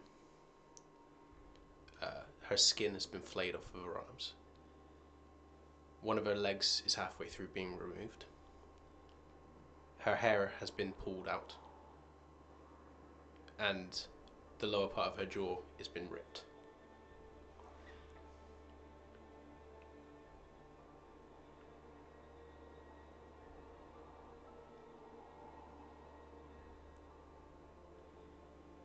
Find them.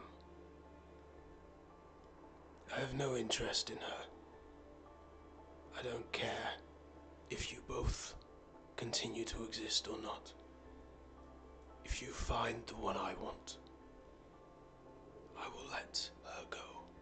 Whole, healed, to do with it as you wish.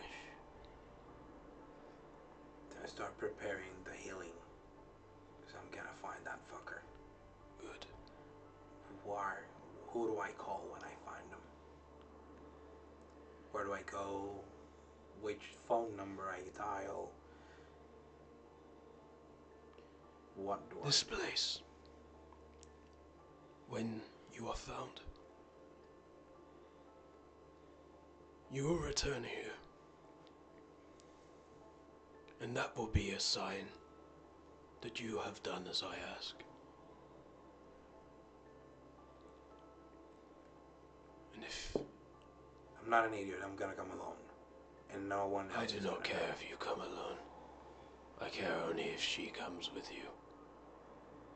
Because if he is not... Vehement is a she? Vehement is whatever they wish to be.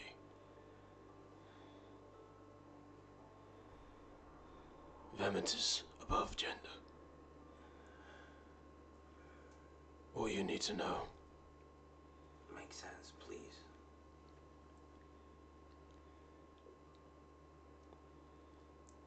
Vehement is of Clan Zimmersea.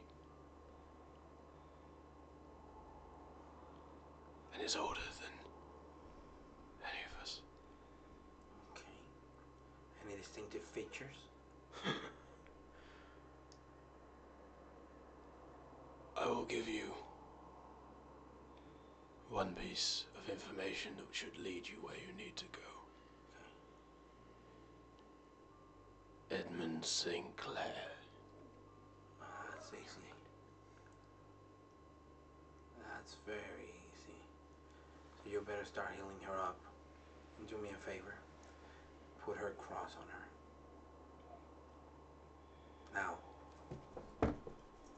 I need to get going. I got a vehement to find. He gets up and pushes the chair away. And he moves over towards the wheelchair and grabs it. And he leans in.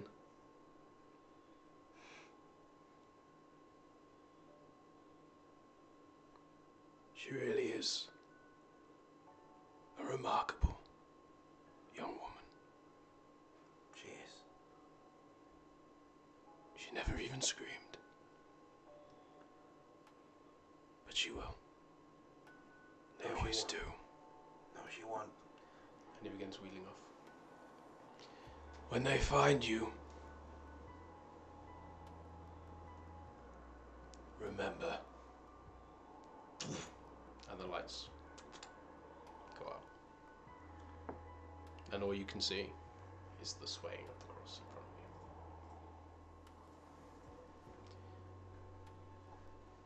you. And that is where we're going to bring the book to a close. Not the book, the episode. The whole season, guys. Book 3. We're closing book 2 again. Yeah. I'm sorry. Book So, yeah.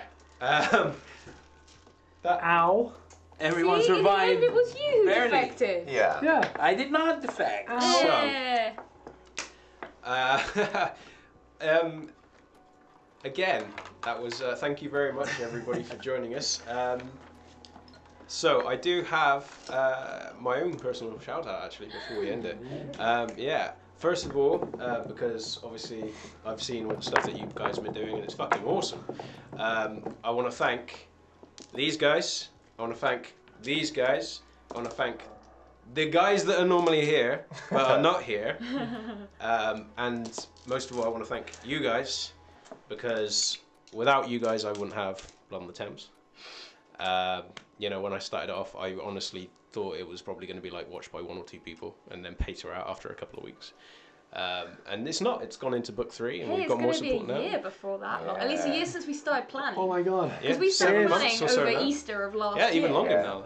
Oh my god. But I mean, you know, without you guys, it wouldn't be possible, and all the stuff that you do is incredible. And we love the fact that you watch. We love the fact you're as engaging and as welcoming to everybody as you are. And I also have a big personal thank you, because if it wasn't for Blood on the Thames, I wouldn't have met a woman that was crazy enough to marry me. What? Yeah. Oh. So, you know who you are. You all know who she is. If she doesn't know who she is, I'm worried. Shock twist. Be Yeah. Be So- back, we're afraid. Yeah. So thank you guys for, you know, everything from a personal level, and for, you know, from everybody else, because these guys love you as much as I do. Probably not as much as I do at this point, but thank you. And I will thank you very much, and I will see you, and everyone else will see you next Monday for... And a big shout out for our live audience. Oh! Yes. Thank you. Apologies. big thank you for Because our very 64 joined us. yes. For the second time as a live Yeah. audience. Yes. So, You know, because she rocks. we're cool like that. And she's awesome like that. And a big thank you that I can say in person for all the awesome mini ones. Oh yes. Oh yeah, Oh, no, Moses is Moses dead. fell. Yeah, Moses had a bad day. One day they're going to learn that every time one of their characters falls over, I kill someone. Yeah. It's okay. See if you can get necromancy or something. You can resurrect Foggy. La Sombra. So Yeah, but they might have some. Well, there might be some. I won Giovanni I here as won well. the crazy combo of obfuscate of tenebration. So, thank you very much, guys. Next Oh, Monday, this join is us a again for episode 22. And we'll see where this goes. So, thank you very much, guys. Bye. Bye-bye. Bye.